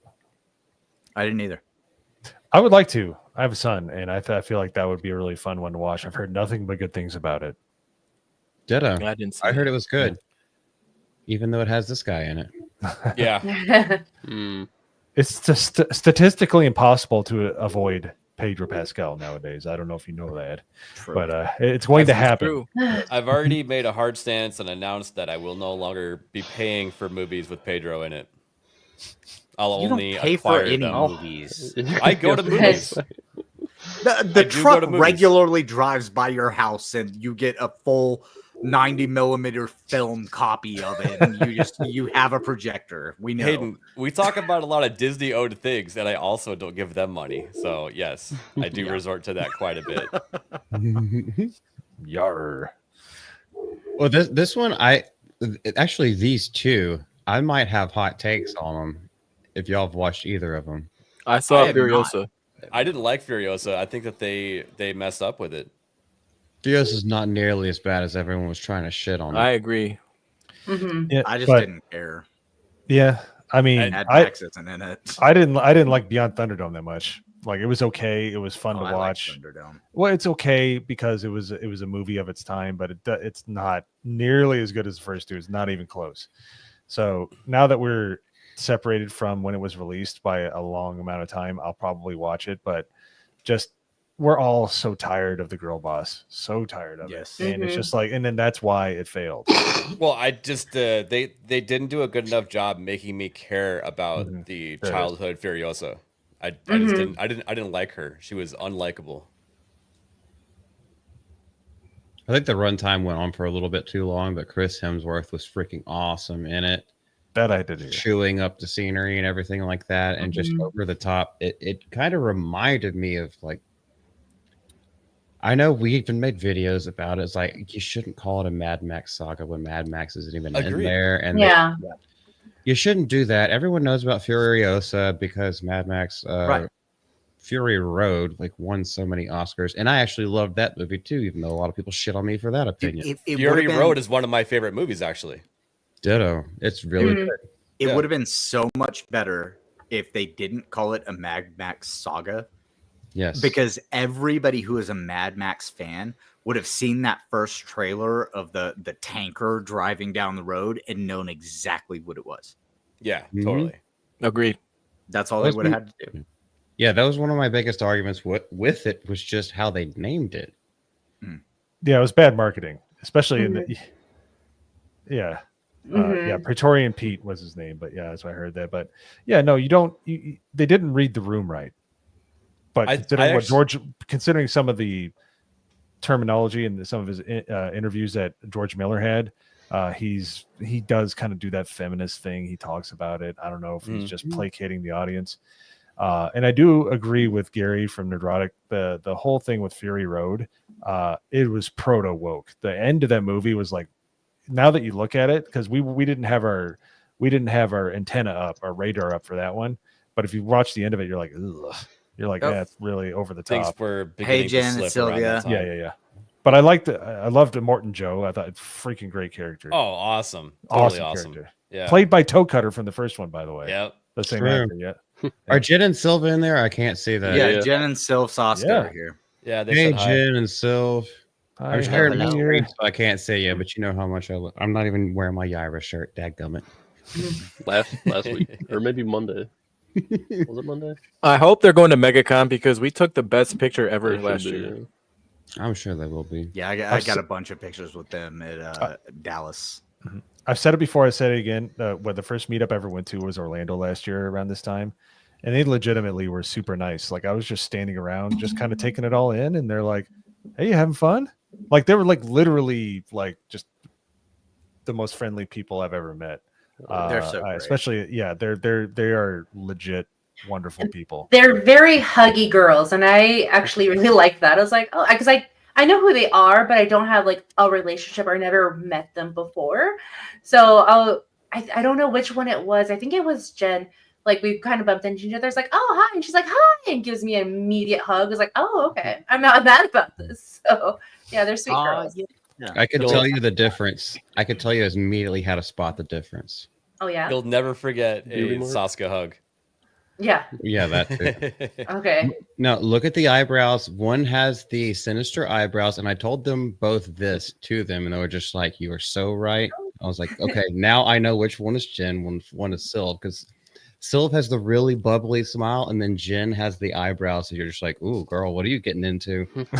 Well, okay, so I'm actually I have a history with eyebrows. I don't know if this means anything to the guys, but to the girls, I do eyebrow threading. So I could say both girls have sinister eyebrows. So I don't think so. I see them differently. I can always tell them apart. They But anyway. they do horror movies, and they're some of the sweetest women I've ever met in my life. They really are. Oh yeah. And my American Mary bone saw came in the mail. It's just at the last place that I was living, so I have to go pick it up tomorrow. Yeah, I actually got a gift for them because I know they went to Albuquerque, and I was like, oh, I'm gonna see them in San Antonio, and I never got to. So I still have their gift. So I'll see you guys at MegaCon for your New Mexico themed gift. Hell yes. Awesome. All this is awesome. By the way, I am so glad we had Nomi on because there's so much female centric stuff that we would have been like, yeah, Zendaya looks like a 15-year-old girl, 15-year-old boy, excuse me. You know, and she's like talking about what sinister I don't know. I just assume all women are sinister at some level, so they're gonna be sinister. Oh, no matter what. They are. Well, what's that saying? I'll have no fury like a woman scorned. So watch out. I know. I know. We don't cross them. That's why we want them on our panel. In our friend group. Don't hurt us, Nomi. Thank you. Oh no, you guys are on my good graces. Yay, that's good. Did anybody see The Substance? No. I do have that queued up on what I need to see. I think I'm actually going to see this Saturday. So yes, I do plan on seeing it. I hear a lot of hype on it. Yeah, same. Yeah. And it's not because of the hype, like how good it is. It's more of like the storytelling of it and how like messed up it is. So that's that's kind of selling me. I was like, all right, cool. Because I like movies that have like a good story. I was like, oh gosh, that's like so corrupted, like so effed up. I'm in. That's why I like Terrifiers. Demi Moore in the running at least for Best Actress. Am I the only person here who's seen it? I think so. Probably so. Okay. If Hoodie hasn't seen it, yeah, probably. If that's the case, then I'm not going to spoil anything and talk about it. Demi Moore does absolutely freaking awesome in this. And it's I can't say anything. It's like a love letter to like early Peter Jackson, along with a whole bunch of other tropes. Okay. If you remember stuff like Brain Dead, Dead Alive, stuff like so that, gross. like Peter Jackson's first films, you know, like that, and John Carpenter's The Thing, you know, the actual one. Oh, The Thing is great. Yeah, the good No, one. The Thing. Yeah, like the body horror and stuff like that. No, it's not all. 1984. It's not like that all throughout it, but you can tell there's bits and pieces of all kinds of storytelling, and just like this person who made it, Coralie for. I'm not even gonna. Fargate. Fargate. Fargate. Let's say that one carefully. Fargate. Coralie Fargate. Fargate. I think it's Gate. Coralie gone too far gate. The bundle of Carly. Yeah, you could tell the writers in her. like were, ABF's bundle of pedophiles. Real Pain. I've never heard of that. Never heard of it. Never heard of it. Direct.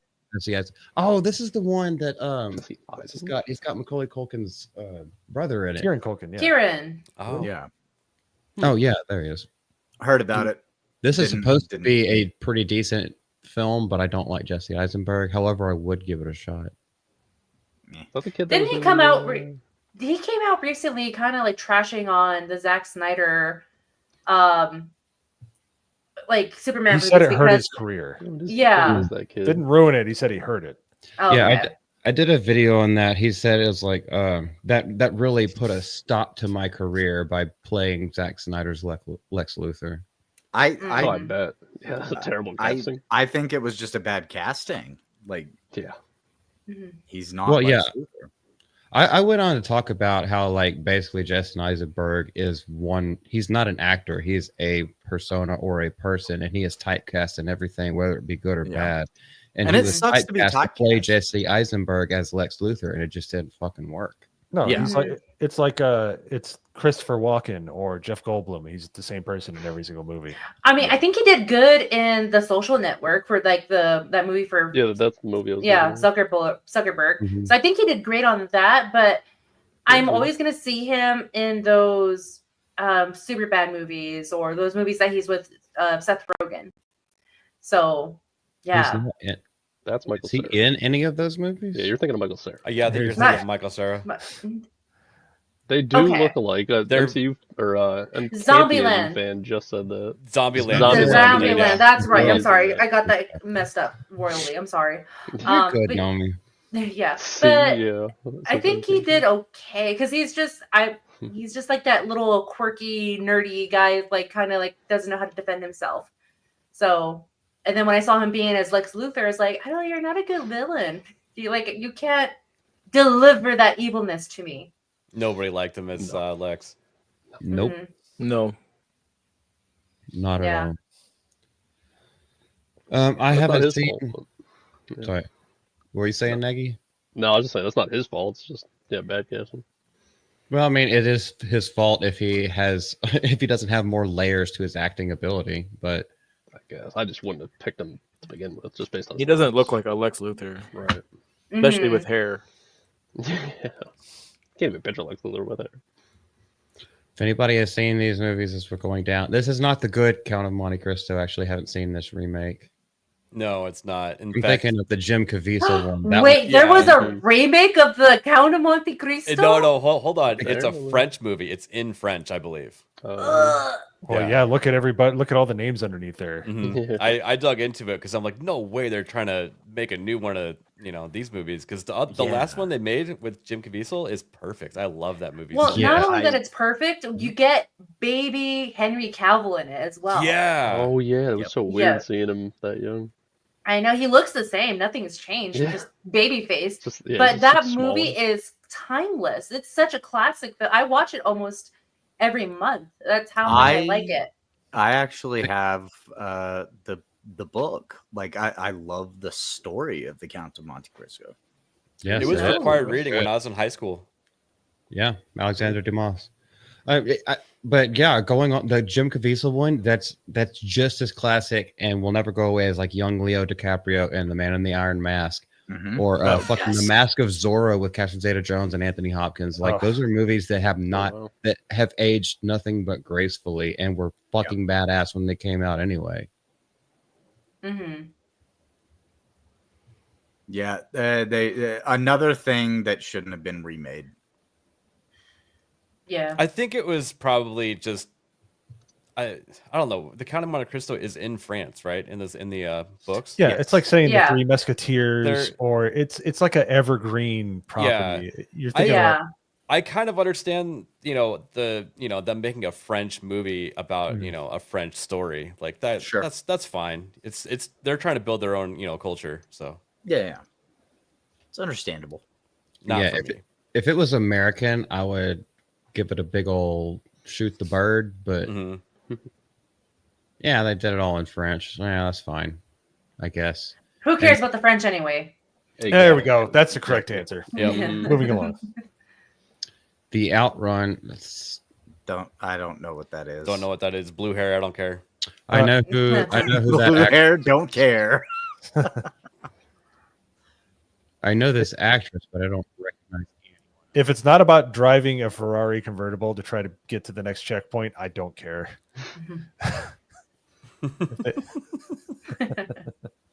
Almost sounds like a Stephanie Meyer thing because this is the girl who did like The Host.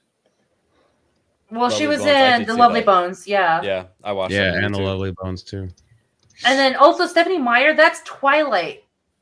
Yeah, she also wrote The Host, which turned into a movie, and she was the lead actress for it. Really? You ever watch Okay. that? Yeah. Okay. Don't watch the Anything- movie. Yeah, no, because anything Stephanie Meyer, I completely avoid it. Terrible book writing, terrible hand in production of any of the films that she's made. So, okay, I'll avoid that. Hey, real quick, Sophie, the French lost to us every time they went to war with us. So, just saying. And you lose again. They did bail us out that one time, but we won't talk about that. Well, yeah, they helped, but They put their ships off the coast while we took it from the land. Anyway, that was when they were Not the based. American Okay, Revolution. that was when they were badasses. That was before Actually- they became the weird thing they are now.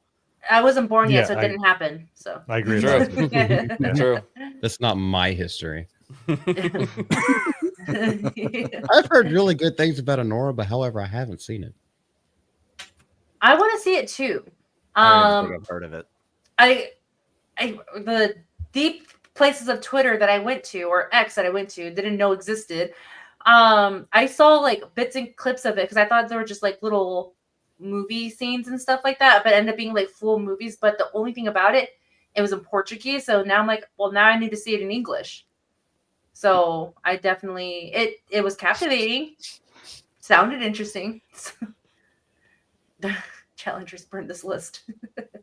And that's a movie I kind of do want to see. Yeah, this is on a watch list for me, but not an FYI watch list. Oh, I was talking about Challengers that I do want to see. Oh, Challengers. Yeah, it's got our Yeah. favorite actress in it. Fuck that. It's my favorite actress, Zendaya. Slay. Well, I like that. I love Zendaya because she has a sense of humor. Okay, you guys are dudes. This I is know, a like threesome, you're being. I know it's a threesome, but I go for stories. But I like her sense of humor. We all know she does not have a set of tits. She does not. She was wearing a shirt a few years back that says, "I don't need tits. Tits need me." And I'm like, yeah, actually, you know what, girl? Yeah. No. Good for you. No. Good for you. Okay, good for you. Yeah, but Yeah. you're wrong though. Yeah. Yeah. Live your truth, as most of these, modern girls are saying. Oh boy, I here mean- we go. I don't care. Oh wow, Erwin. I just say I like her. I don't like her acting, but I want to see her in Challengers. I didn't like her in the new Spider-Mans. I thought she did a horrible job as MJ. That's not Mary Jane. Thank you. I know that's she's MJ. She's just known as MJ. I didn't call her Mary Jane because they never called her Mary Jane in her the name Tom is Holland. like her name is different. Yeah, they said it in the No Way Probably Home. Malika Juana. That's what MJ Something stands like for. that. Yeah. Michelle Jones. That's what it is. Michelle, Yeah, Michelle. Jones. oh. Michelle Yeah, Jones. Michelle that's what it is. Jones. Yeah. Yeah. Mm-hmm. All right, we're Magnol getting coming close in to the clutch with that one. That was smooth, actually. Oh, okay. Mm-hmm. If any of you have seen this, you're gay, except for Nomi. I haven't seen it, so No, her yay. name was Michelle in the movie. It wasn't Mary Jane. Yeah, Michelle Jones. You know, that's it was already Malika. on. That's already on the high seas in DVD quality, like HD quality. Yes, Like it Wicked? is. Wow. It's So- going to streaming in like a week, like very very soon. Yeah. Oh wait, Wicked? No, it's already. I think it's already on streaming. No kidding. Wow. They're Yeah. Yeah, I was digital pretty on stoked demand, about and this. then they're Like, it's going. streaming are two completely different things. You can pay $25 for the movie. Oh, or okay. Yeah, so it's like a Yeah, right. Yeah. Mm-hmm. Or you could just plunder that shit. Yar, that's right. I forgot the Fall Guy was out this year. It was really good. It was I this won. year? I Yeah. enjoyed it. I It enjoyed was that like movie. January or February, right? I would assume. It It felt must like have it was been. much longer ago. but yeah, it's funny. I want to watch I it. did enjoy it. Wow. I've wanted to see that. I didn't realize it came out this year. No, it was really good. So if you want like a good, like just an action movie, no agenda, no hitting anything, just good comedy and like humor. Like I think that's what I really liked about it the most was the humor in it. And Ryan Gosling did a good job playing that main actor of him being an injured stunt double. And then him being caught up in basically a drug bust. Wait, it wasn't. It was Ryan Reynolds, not Ryan Gosling. I think. No, it's Ryan Gosling. Is it? I saw the movie. Yes. Okay, I have it. She said, "I." All right, Hayden. I was thinking Ryan Reynolds. Also, Hayden, you're thinking of Free Guy. That's Free Guy. Ryan Yeah, Reynolds. that's what I'm thinking Fall of. Guy is Okay, I don't. Ryan Gosling. Yeah, I watched Fall Guy. That's right, I did. I went Mm-hmm. and watched it in the theaters, and I gave it a 7. But then the end credits, where they actually showed all the stuntmen and performing the stunts, that boosted it up for me to an 8, because like I used to work in not movie production but theater production, so I know what it takes to do like stunts and stuff on a stage, and I can only imagine what that means for doing it for a blockbuster like movie. So yeah, I did watch that one. I ended up giving it an 8 because they included the scenes, like the third camera scenes of watching the cameraman following everything and then following the stuntmen as they're doing stuff. That boosted the movie for me. So yeah, I did. I watched Fall Guy because it was based on the I believe 80s series. yes. Yeah. It definitely had an 80s like Miami Vice type of vibe. Like just kind of like the synth sound, the synth music and everything. Yeah. Yeah. And the story they like kind of altered a little bit and they crammed it into a movie, and that worked for me. Like I enjoyed the hell out of it, and like I said, at the end of it, whenever they put in that, because you get to watch the scene where quote unquote Ryan Gosling, actually one of his stunt doubles, is riding on that piece of sheet metal on the car that's like racing through the streets. You get to watch that happen with the stuntman doing it, and you can see like the boom mic and everything that are following them in another car. And they did actually break the world record for the amount of times that a car rolls over. Oh wow. Oh, nice. Damn. Yeah. Yeah. No, that's in the awesome. movie. In the movie, that's one of the scenes that they're filming, because Ryan Gosling plays the stuntman, and so he shows up to film part of this movie, and they do this like car rollover scene, and it's not him in the car whenever they're actually filming it; it's his stuntman. But they celebrate in the movie that they broke the record for the amount of times that a car has rolled over. That's cool. And then they actually did break that record while filming the movie. I really want to watch it because Ryan Gosling is the master of popcorn movies. If you go to see a movie with him in it, you will be entertained. I remember watching one just kind of I was like, oh, I'll just jump on Netflix and watch this movie. It was The Nice Guys with Russell Crowe. That's a good awesome one, dude. Because Ryan Gosling plays an alcoholic. Yeah. I mean, if nobody's seen it, I'm going to spoil it. I'm sorry, because it's such a small movie and it's been out for like 10 years at this point. I think he passes out and he has dreams about adventures he goes on with Russell Branson. And Russell Crowe. He thinks Russell Crowe has a Derringer in his ankle, so he goes to grab it, and Russell Crowe's like, "What are you doing?" Like it's like the whole thing is just nonsensical and funny. It's a great movie, and Ryan Gosling, I think either his agent or him or both knows that it's going to be a fun time. That's why he was cast in Barbie. I guarantee you, is because they've seen him in all his movies. That's why he stole the show, because he wants to entertain the audience. That's all he freaking cares about. And much like God Tom bless him Cruise. for it. Yeah. Well, that's what Ryan Gosling did come out with that statement that he wants to make good movies for families to go out and enjoy. Because his wife is Eva Mendes, and they have 4 kids. I believe it's 4 kids, and they're like, there's nothing good in Hollywood that's producing that we would like our kids to enjoy, and we'll just do it. We're like, no, thank you for doing that, because there's just too much of whatever nonsense that's being shoved down our throats. And I think Ryan, I don't know what his belief is or what his background is, but he's a dad. He wants to make sure his kid's watching, quality content. Well, I feel like Canadian. I feel like he actually reads the script before he signs the contract and negotiates his actual, parts in the movie. Some actors do that to make sure that they don't get wound up. They don't get cast in a terrible movie, because and I can ruin your career if you start doing bad movies. Mm-hmm. And I think he loves the craft of acting, just like Tom Cruise is. I think he enjoys acting, so he takes his roles based off that, because he'll put out a banger. He'll do The Notebook, he'll do Barbie, but then he'll do The Nice Guys, which is like an under the radar movie that is just amazing and super fun to watch. And another actor who does that, like make good quality movies, I already said it in the chat, and I'm going to bring it up because this is my all-time favorite actor, Glenn Powell. Oh my gosh. Like, he did Twisters, and he did a good job making it. And he was in that one Netflix movie where he plays like multiple disguises, and he's like an undercover agent. I can't remember the name of it, but that he made that statement. He's like, I want good quality movies, like where everybody's excited to go watch it now, versus like, oh, another boss girl movie that none of us want to see because it's not gonna catch our attention. He was the hothead pilot in Top Gun also. I know. Yeah. Emphasis by the way, on hot. He sold the movie.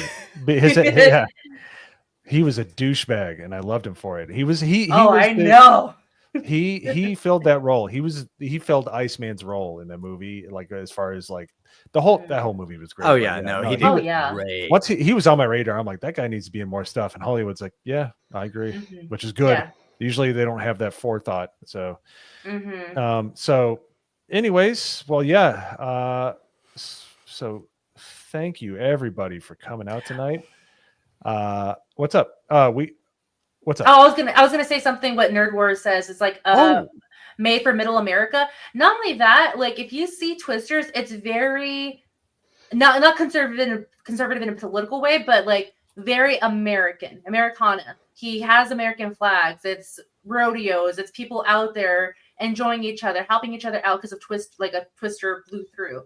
So it's very American based. It's Texas and Oklahoma area kind of thing. It's like the beginning of Tornado Alley stuff. Yeah. It's where I've lived my entire life. It's down here in the South. Yeah.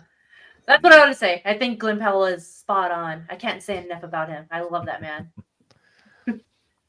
Malty, how many tornadoes have you had in the last year?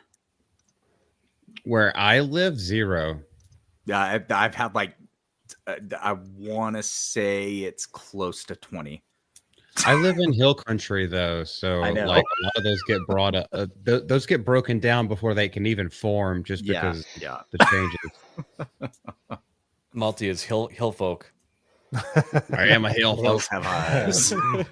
I ain't seen none of them tornadoes. So. Well, anybody have anything else to say on Glenn Powell and how hot he is? No, Nerd Wars does. Glenn Powell, if you're listening, wow. I am available. I am also a Texan. I live at the tip, just the tip. Please come through. I also love movies. I'm a God-fearing girl. I love my parents and Texas style chili. I make a really good batch of that. So yeah. Wait, no, beans or no beans? That's a thing in Texas. I know that's a thing in Texas. So I like both. I will make 2 pots because I have family that like it with beans and I have family that don't like it with beans. So I like how we just shot a 80s dating VHS tape with Nomi. So yeah, you're welcome, chat. Nomi, you know what you should do? We just did this segment on a different channel, on Moxie Dave's channel. You should make a Craigslist post saying that you want to be united with him, and you saw him in passing, and Well, was it like Thanksgiving weekend? Misconnections. Yeah, misconnection. That's I've- it. That's so I funny. have explored that forum before, and that is creepy as hell. It is. That's why It it's so is funny. so creepy. Oh my gosh! But like after Thanksgiving, there was a Glenn Powell lookalike contest that was held in Austin. I was like, why wasn't I there? Because his mom was there. I would have met his mom. So, but no, that Craigslist thing, I'll think about that. I'll consider that. Because So, Glenn Powell will totally see it. So while we're on the subject, Nomi, I do need a glass of water. I'm also thirsty. So, Oh my God, Isaac just had the worst take. He said beans belong in Chile. Jeez, get out of here! But he not. lives in the upper. He lives in the Northeast. You gonna have chili without beans? Nagernal, time him out. Time him out, seriously. All right. Okay, somebody who we're not going to time Isaac, out. I kind of agree with you, but Daganal, don't accidentally ban him like you did from the Discord last night. sometimes he deserves to get banned from Discord. Did you guys notice that Isaac joined the server again last night? That's because Daganal accidentally banned him. And he was like, hey guys, I can't get back in. Don't know what to tell you. This is like the one time that like having Yo Pops here with a soundboard would have made sense. Yeah. Damn you, Pops. No, just kidding. Hope you're feeling better. Hope Magda's feeling better. Sorry she couldn't make it. I know everybody's she's a huge sick. fan of Nomi, but yeah. Anyways, but speaking of huge Shut the fans, fuck up. Why is it called? Riddle me this, motherfucker. Why is it called chili? It's called chili because of chili peppers. So you use the dried chilies and then you like toast them and rehydrate them, and that's what makes a chili with a bunch of meat, some tomato paste, some water, and everything like that. I like beans and chili. Chili is not supposed to have beans. If it has beans, never it's had it not without chili. Beans You're is making like a bean soup. Yeah, you put with meat in there too, but you also put beans. That's bean No, you soup don't. with meat. I guess I've never had real chili then, because every chili I've ever had. You got to has come had to the beans. South. We'll make you real. I'll fair. I am in New York, so come over to where I live. I will make you a pot with beans and a pot with no beans, a pot with meat, a pot with no meat. And I also both. make. I like when they mix really, them both. I make really good cornbread too, all honey based. Ooh, that sounds good. Now you got me. No, Yeah. Nomi's trying to like find somebody on stream tonight. Holy shit! Glenn Powell. Glenn Powell. Glenn Powell. I make good cornbread. Are his DMs open? I'll try to get him in here. Also, I'm Mexican. I'm very diverse. No, I already say diverse, but I can make really good tacos. I was gonna say that. I was gonna say I make really good green chili and chicken enchiladas. I just made a whole batch of tamales over Christmas, so Okay. I will make sure you are fed. Wow. Send me some tamales, please. Okay, yeah, I can do that. Nomi is so thirsty right now. She's pulling the hydration out of the panel right now. I feel like I'm getting thirsty just by being close to her. But speaking of people that aren't thirsty, I guess. I was trying to segue 3 different times. I had good ones, and I just obviously the one I do is a shit one. Orange Gotten. I know a lot of folks didn't like the Batman, but that car chase with Gen 1 Batmobile was sick. Happy New Year, all. 100%. That was a really good I would like part to of see the that. film.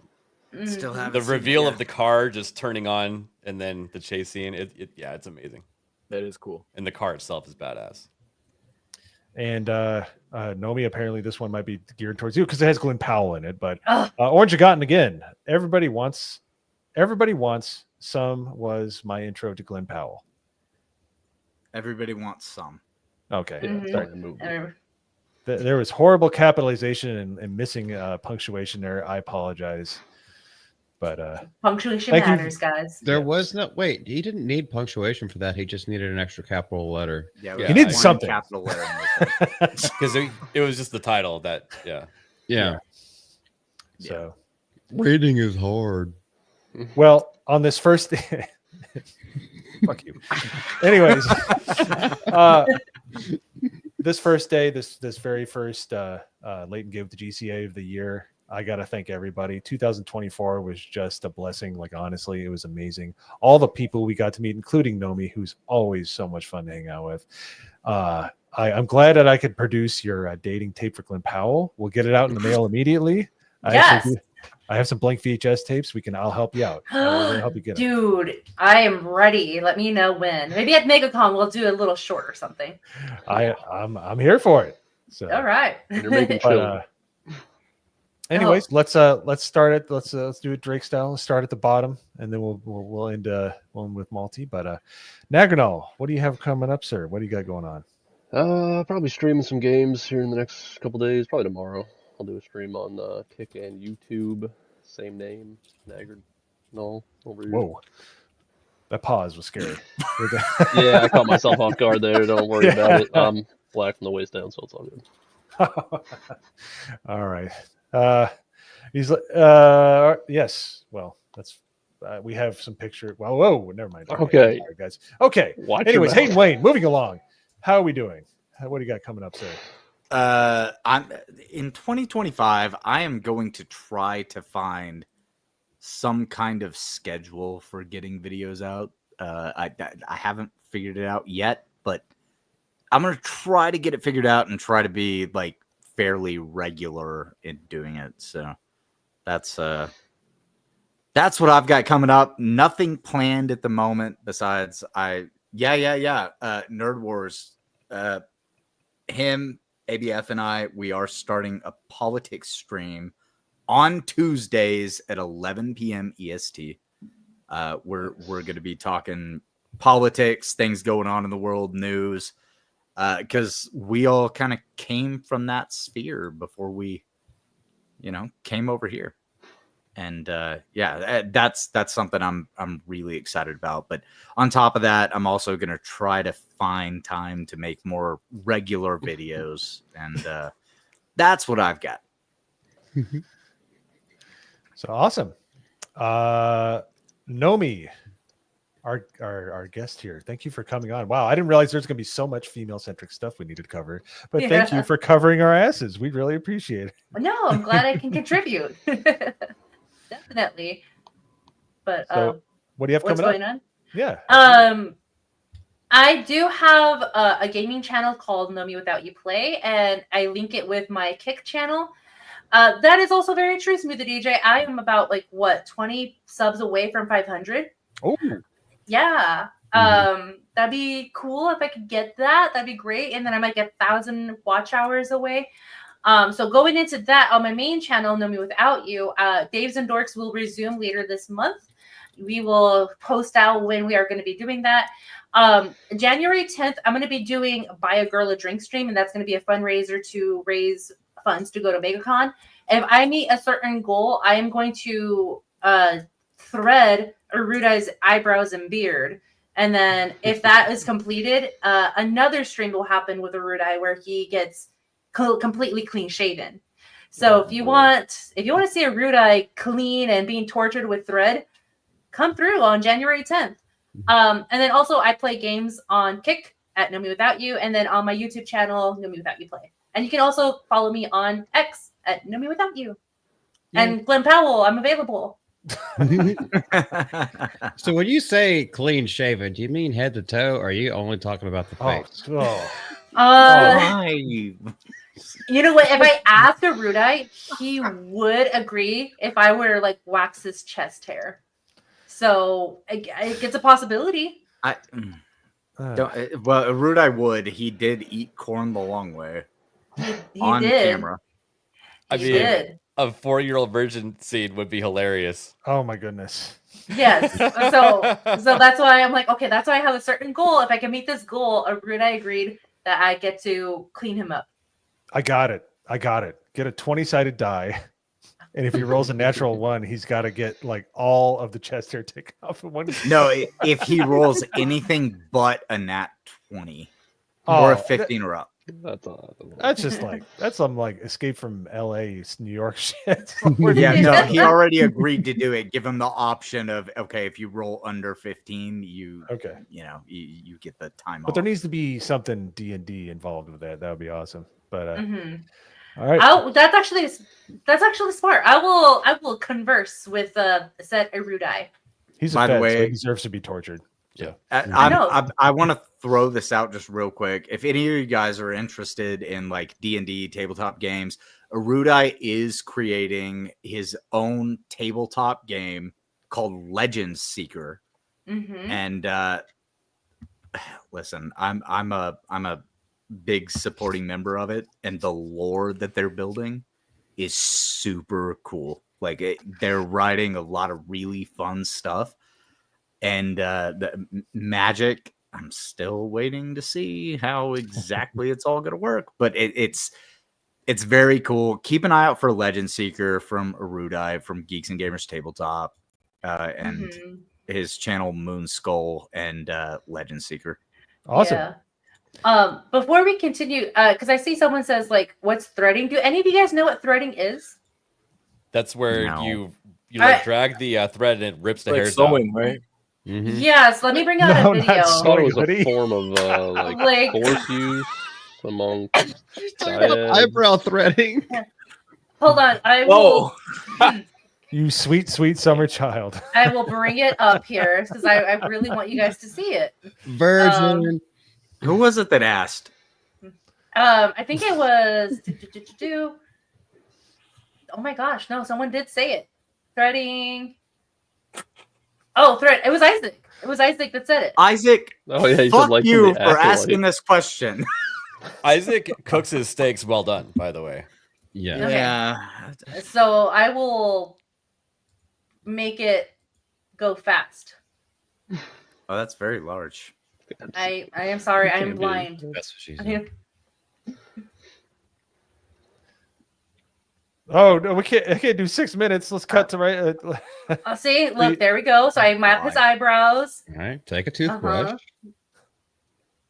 Let's get to the actual thread. See, and then that's what I do. I make a little. Well, I use my mouth instead of my hands. You probably shouldn't say that. Yeah, that did not sound Oh, good. dang it, you're right. That will get Not. clipped. Hey, yo. Oh, there it is. Yes. What? It's basically tangling up and then ripping it out. Yeah. Ah, jeez. Yeah, it's painful. Yep. That's what I'm gonna do with a rude All eye. right. Nice. Hell yes. That's Rudai. Why you do this? And then Anyway. so and it's also very more intense for guys because guys never get it done. So you're gonna hear a lot of screaming from a rude eye. Well, that's just because he's gay. That too. So moving on to Hoodie D, our master seamstress. How are you doing, sir? Thank you, Isaac. By What the do you way. have coming up? I'm doing great. Magda and I are seeing some shitty horror movie. It could be good. I don't know. This week, we're gonna probably put What out a movie? review Friday or Saturday, depending on our schedules. But What movie? I can't think of the name, man. Okay. Great plug. Well, Awesome plug. But yeah, you'll see in a few days. That's pretty much it. I've just been gaming, playing some Marvel Rivals, and yeah, if you haven't played it, if you like Overwatch style games, I recommend it. It's a lot of All right. fun. I'm kind of addicted to it right now. All right. ABF, sir. You got a lot of stuff coming up soon. Yeah, so I actually wrote 2 things down in case I forget. New show next week. We're going to be opening up the show and raiding into this channel. So we're going to start at 7:30 Eastern and go for about an hour and tell everybody to come over here. So on my channel, we'll have just a short little show where we talk about gaming and stuff like that. And hopefully more relevant news since games come out on Tuesdays a lot. So that's true. And then tonight, sometime after this stream, we're going to watch the latest episode of Landman. Nice. GCA Discord. Don't miss it. Yep. It's the Watch best. party. We are the best Discord in the fellowship, and that's not denigrating any other channel and stuff, but we are. It's always fun in there.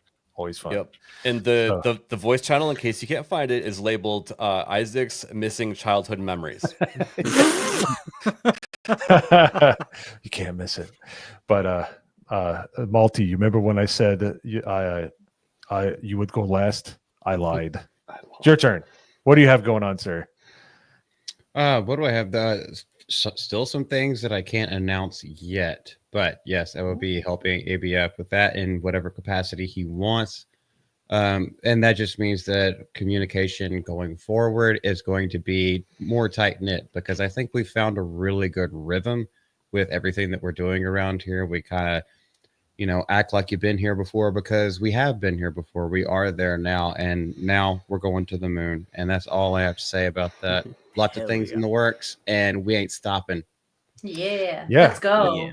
What a great way to put that. So this in 5 days, and this is just so weird for me to even say, but it's because of all the support of you and all the people on the panel and of all the people in the chat that have like been here and supported us so fervently for the last like 9 months. I'm starting a show with Drunk 3PO, Jonas Campbell, Sevi, Lily, and Epic Mike, and it's called The Monday Hangover. It's going to be at 6 p.m. Eastern on Monday on Drunk 3PO's channel. I'm going to be one of the panelists on the show, so it's insane. So if you guys could be there to show some support, that'd be awesome. But I'm super looking forward to it.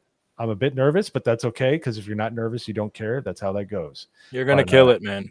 Oh, thank you. I appreciate that. But I'm very much looking forward to it. I'm looking forward to all these other shows starting up. Like, once again, like we said at the beginning of the episode, if at MegaCon, if you would have said, we would have never got absolutely, baby. Gun home Mac. He's the man amongst men, from what I've heard. So that came out wrong. Anyways, show up to the ABF stream, his new political stream, Hayden's political stream. Show up to the pregame for Late and Gay with the GCA.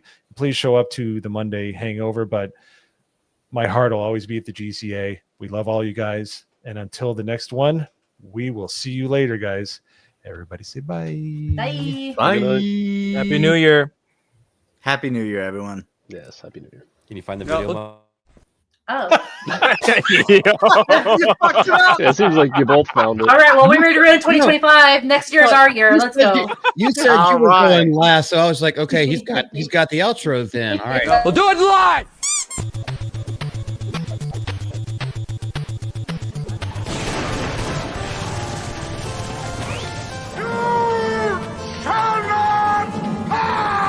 I could go really hard into this stuff. Take the pants off. Take your pants off. Murder. It was murder in there. This really triggers me. Let them fight. Say hello to my little friend.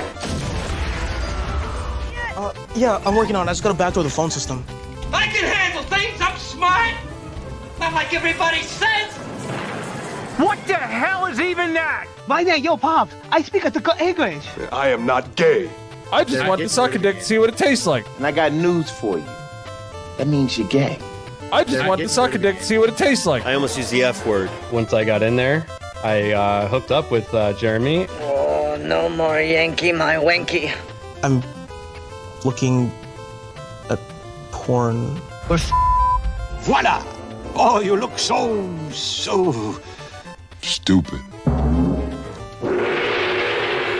What's happening, hot stuff? Give me the meat and give it to me raw. How about a shave? Don't let the door hit you on the way out, because I don't want ass prints on my new door. Come fight me. Physically. I'm joking. Stop! Oh, shall love me understand. All right, guys. Have a good one.